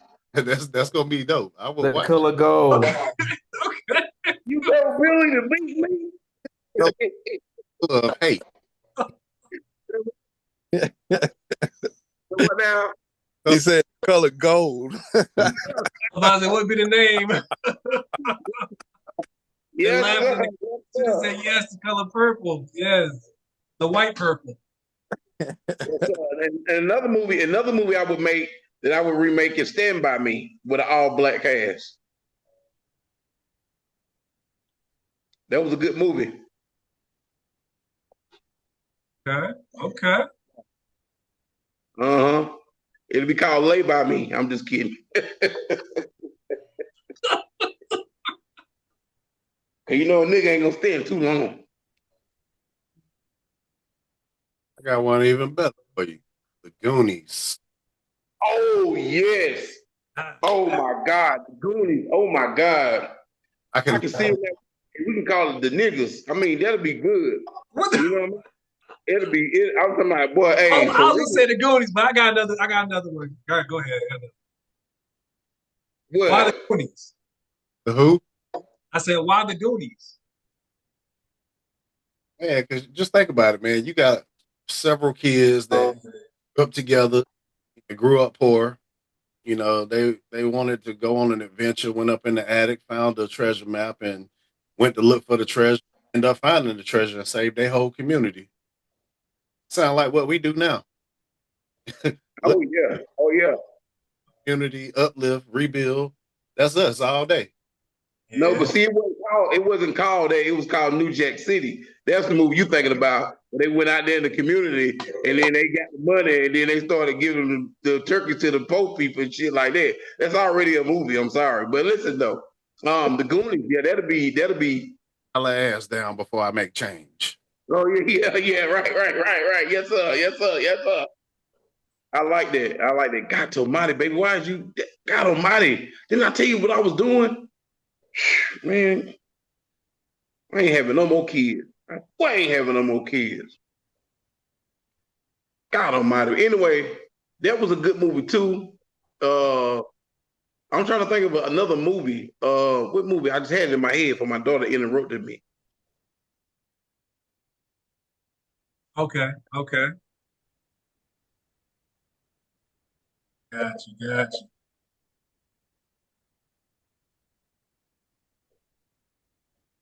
You can go ahead. I was just reading the comment.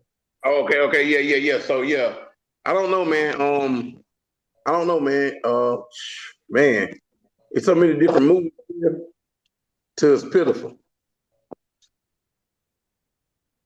I got you. I got a movie right here. It's called The Lost Boys. I just watched that the other day. The Vampires.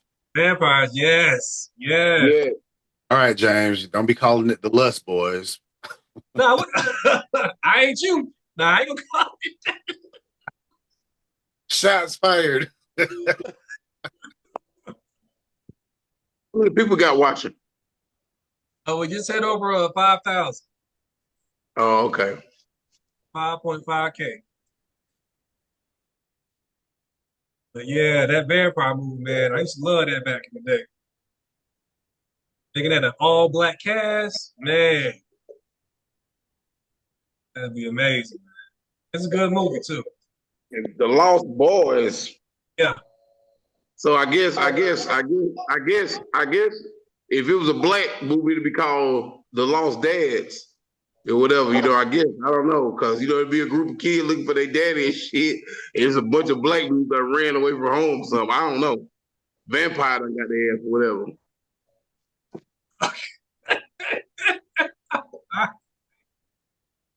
No, but I mean, it is what it is. I got you. I'm thinking about making a movie called Vampire in South Carolina. I don't know yet. I don't know. I mean, you know what I mean? I don't know. Let GT be the lead actor on that. I can do it. I play a vampire now. I done watched a lot of vampire movies, so I done did my studies. We're gonna have another Sinners. Yeah, he'll have a woman right there. I want him to suck it. You know what? Never mind.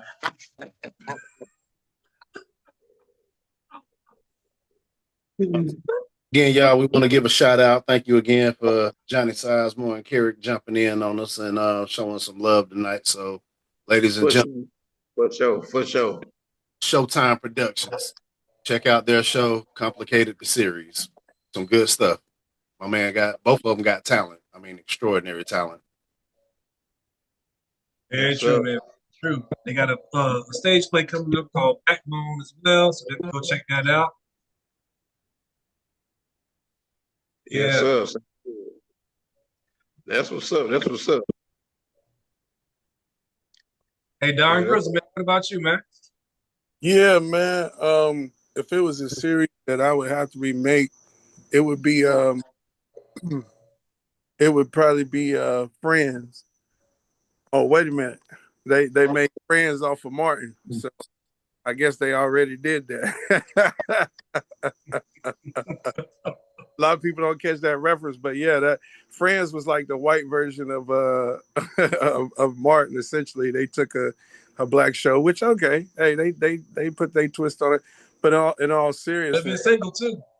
Yeah, living single. They So like I said earlier, original is always worth more than the copy. But you know what I'm saying. Some people might like the copy, but the original. Living Single. Huh? White guy wrote Living Single. Oh, okay. Well, I don't know. I'm serious. I think it's Kelsey Grammer, I think, who wrote it. Okay. When I found it out, I was like, damn, a black movie written by, which don't matter about race. We all know that. I done seen a damn choir that was filled with Asian people singing like soul for black people. And I thought it was amazing.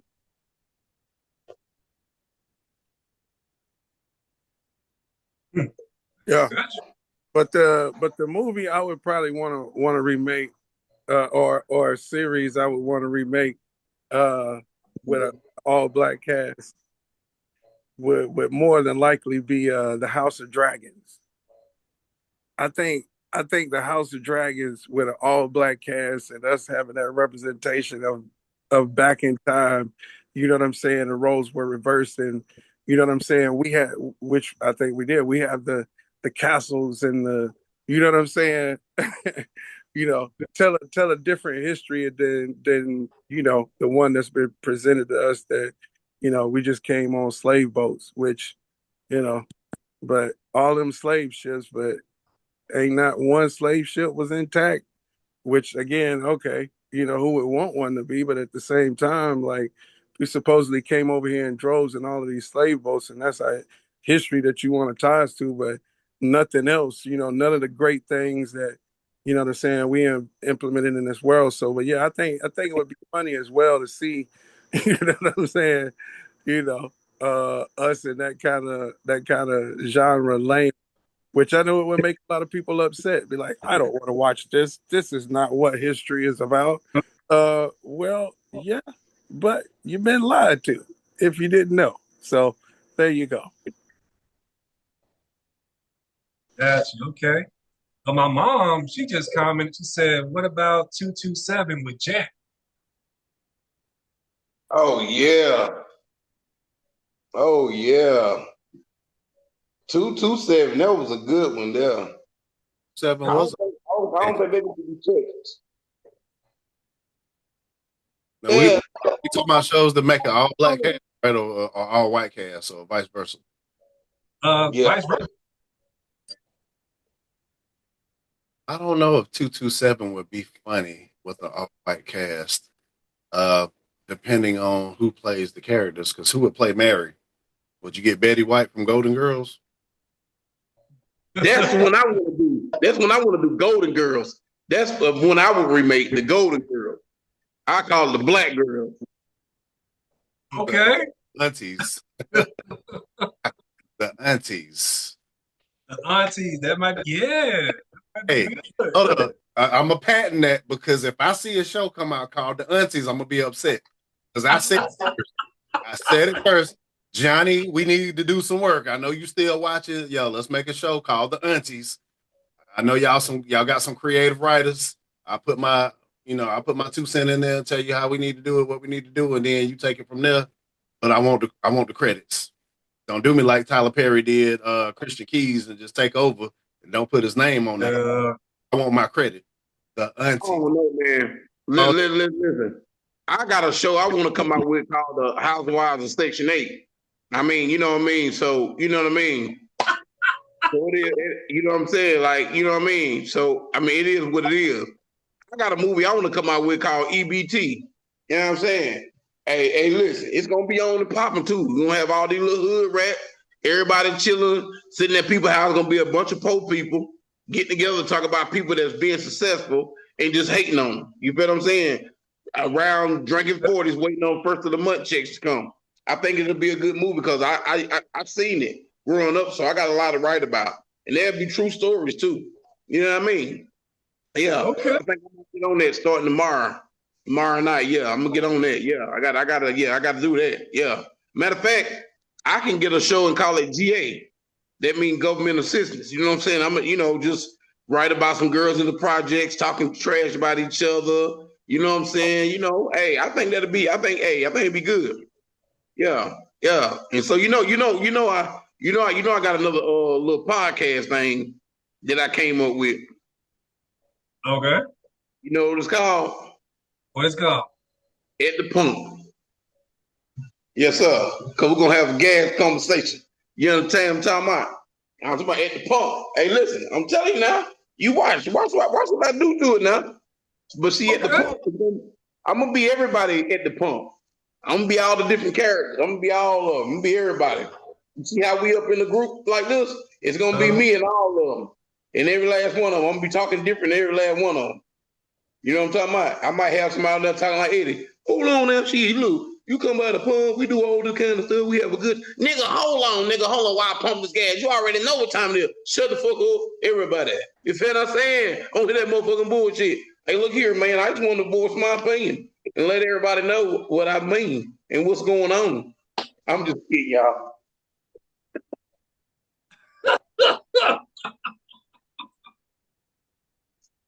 Okay. All right, I got you. Here we go. Let me see. They said, can't forget about Lucy. And then they said they like the aunties, but what about the silver girls? They got the silver men. That's what my wife just commented. She said, also remember, not everybody poor is on EBT. Some people that got money that's on EBT. No, I got EBT, but they don't belong to me. I just bought it from somebody.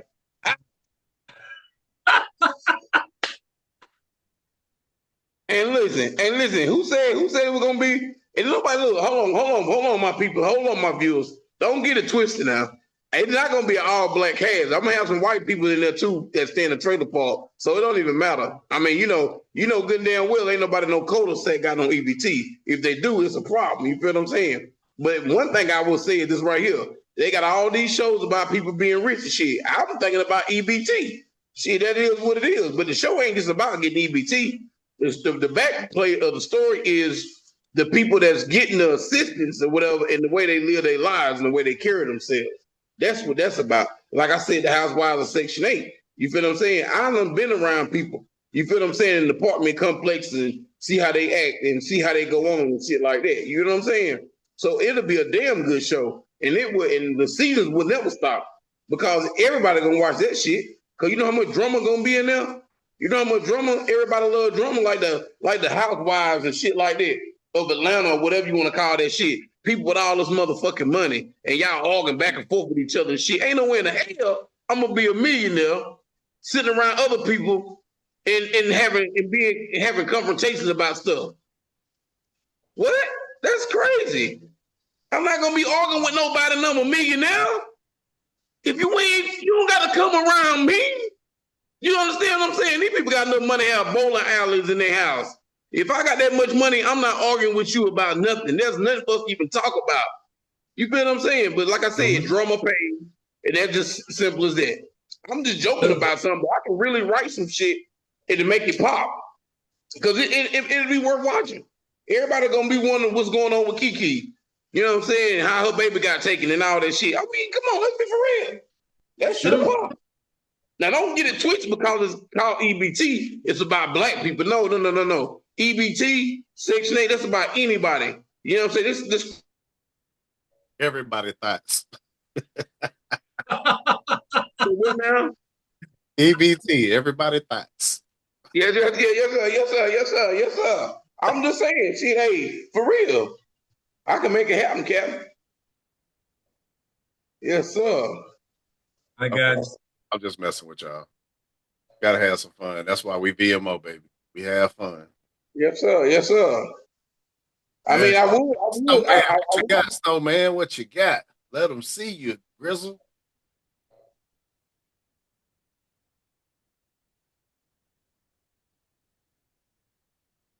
What'd you say?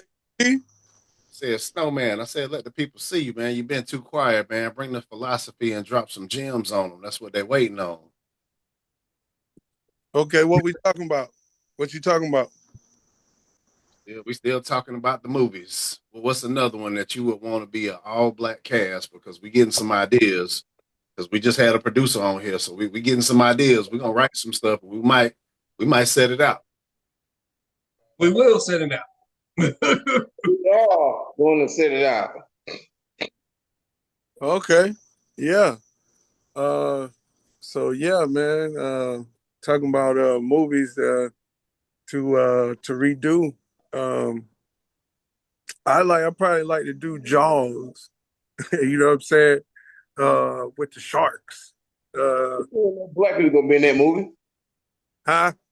You know, ain't no black people gonna be in Jaws. That's the whole reason why I want to do it. You know what I'm saying? You know, catfish to change the narrative of us in water and the Jaws don't win in the end in my story. You know what I'm saying?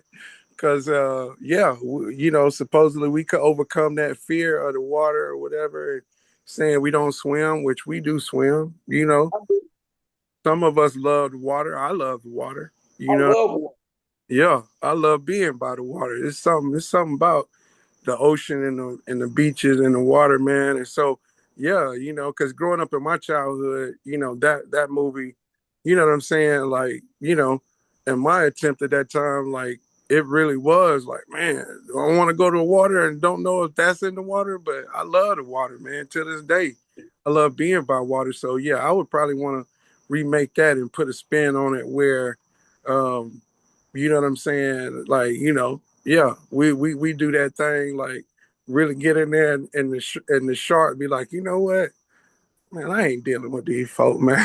Like I'm gonna swim on off, man. Like, you know what I'm saying? Can't y'all make a Big Willie movie like me or something where I jump over in the water and y'all leave y'all alone? Yeah, that's what it's gonna be, Mr. Shark. You know what I'm saying? If I got creative control to make something different, but yeah, man, there's several different movies, man. You'd like to see, what the different twist or spin on it would be if it was made, different, or, if it was an all black cast, or if it was just made different. Anything, it ain't got to be a specific ethnicity group, but just thinking outside the box of doing something different. Like when Johnny said earlier that what is it? Hand on the cradle thing, man. That one, like, cause that was a really suspense thriller type of movie. So just seeing, and that's what I think sometimes that's the challenge though, is because the movie industry and a lot of, creative things. So that's why it's always a shout out to Showtime Productions and bringing, a different way that we can be viewed in some of these spaces and places, because a lot of movies and stuff, they want to typecast, like, can only play the crackhead, or the prostitute, or this, that, and the third. I've heard several actors speak on from my community of how, they turned down certain roles because it was like, hey man, like what I mean? Because you think about somebody like Sam Jackson, who's had a career that started out playing in some of the early movies, some of these stereotypes, to move on to be in some of the biggest films, you know what I'm saying, in the industry. So, but I think, because like, think about that. Like, what if Jungle Fever was different? Like, what if it was reversed? You know what I'm saying? And instead of the stigma of us having an affinity towards them, it was they towards us? Like, you know what I'm saying? Like, you know what I mean? Because I remember when that film came out and how polarizing it was, um, of just that time period and that era, uh, of how it wasn't, of course, accepted of interracial dating and things like that. And, having family the family that is interracially mixed. And even, at the time, me and my brother, my big brother, we talked about this, when he married his wife, and she's from Canada, and, by way of Florida, and met her up this way or whatever. Like, when they got married in the state of South Carolina, um, at that time, it was illegal in the state of South Carolina. And we talking about like 91, somewhere around in there, 89, 91, somewhere around in there, where, and he was like, man, we didn't even know when we did that, that's what it was. But just happened to going back and looking at the history, right? That in the state of South Carolina around the 90s, it was illegal for, interracial marriages. So, and even still to this day, I know a lot of people, have the stigma of that. But to me, I guess, coming from a home where, our mom just raised us, you know, regardless of the color, if they love you and they treat you right, I rock with it, no matter what their color, it is. And that's part of the conversation about love, is like, yes, okay, bringing into the conversation is like, okay, if you like someone of a different race, are you no longer black? Like, you know what I'm saying? Just because you like somebody of a different race. So can you still keep your black card, but if you just love somebody that love you? And I think that's something that and I understand why a lot of people feel that way, based on certain atrocities that we faced in this country, and why they view and why race is such a heavy part of the conversation. I understand that part wholeheartedly, but at the same time, I understand how, like I said, not only is raised in just the relationships that I've had, and the marriage I was in, it was an interracial marriage. And so, you know what I mean, like, experiencing love in that way, that it I'm not saying it didn't matter, but at the same time, like, to experience love, like real genuine love, that in this lifetime, if you get the opportunity to really experience that, I think after you experience it, it's not that you're not colorblind, but at the same time, you really are just like, nobody can tell me different. Like, I love what I love, and I love what love me. And it's always going to be that way, regardless of what color it is, what color it ain't. Because I think love covers a multitude of things. You know what I'm saying? Like, I'm talking about real, genuine love. I ain't talking about I ain't talking about, it's cool or it's convenient, you know what I'm saying, on either side, for a white woman to be with a black athlete, or a black athlete to be, or an entertainer or whatever, what have you, to look like a trophy. But I'm talking about like real, genuine love, where somebody is real ride or die with you. And I think when you experience that in such a way that I have, the color part don't matter because you got to feel that. And okay, if it is, black love and things like that, yes, that's beautiful as well. But I think the main ingredient is whoever you got or whoever you with that really love you for you. That was deep. That was real deep. But I got a question. Look, listen, before we go, mate. Crazy. It was called Free Uncle Willie. But anyway, y'all go ahead. So I'm gonna take it down that rabbit hole, because even though everything you said was dope and you really put your heart and soul into that, Grizzle, but you mentioned the movie Jungle Fever. So what part of interracial dating, who came up with the term jungle fever? Like, where would that come from? Just because you date somebody outside your race, they're not from the jungle. Like, where it come from? Because now I'm just imagining like all these young kids today. Like, if you was to go up to them and say, "Hey, have you ever had jungle fever?" They'd be like, "What that mean?" They would have no clue. And then when you tell them, "Oh, because you like somebody of a different race," that would still be confusing. They'd be like, "Jungle fever. What does the jungle part have to do with it?" You black, you from the jungle. They were telling white people that. Oh, Casey over there, she got jungle fever. She dates a black one. Okay, gotcha. Because I thought it was because if we wanted a white woman that we would have jungle fever. I get it now. Jungle. I never really thought about that. Just I always knew that term. I knew what it meant, but I just, if somebody said, "Hey, you got jungle fever," I knew what it meant. But I'm like, just to really dig deep into it, I'm like, I never understood the actual meaning of like who came up with that crap. People come up with some of the dumbest stuff. It wasn't meant for us. It wasn't meant for us per se. It was meant for the white people who was dating outside their race, which was a black person. So the white man was saying it to another white man about a white person that wanted the black person. So when they sitting there holding that conversation, oh, Tracy? Oh, she got a black guy. She's got jungle fever. So that's what it is. For us, it's nothing. You dating a white girl. Oh, that dude got good credit. He about to have good credit. Right.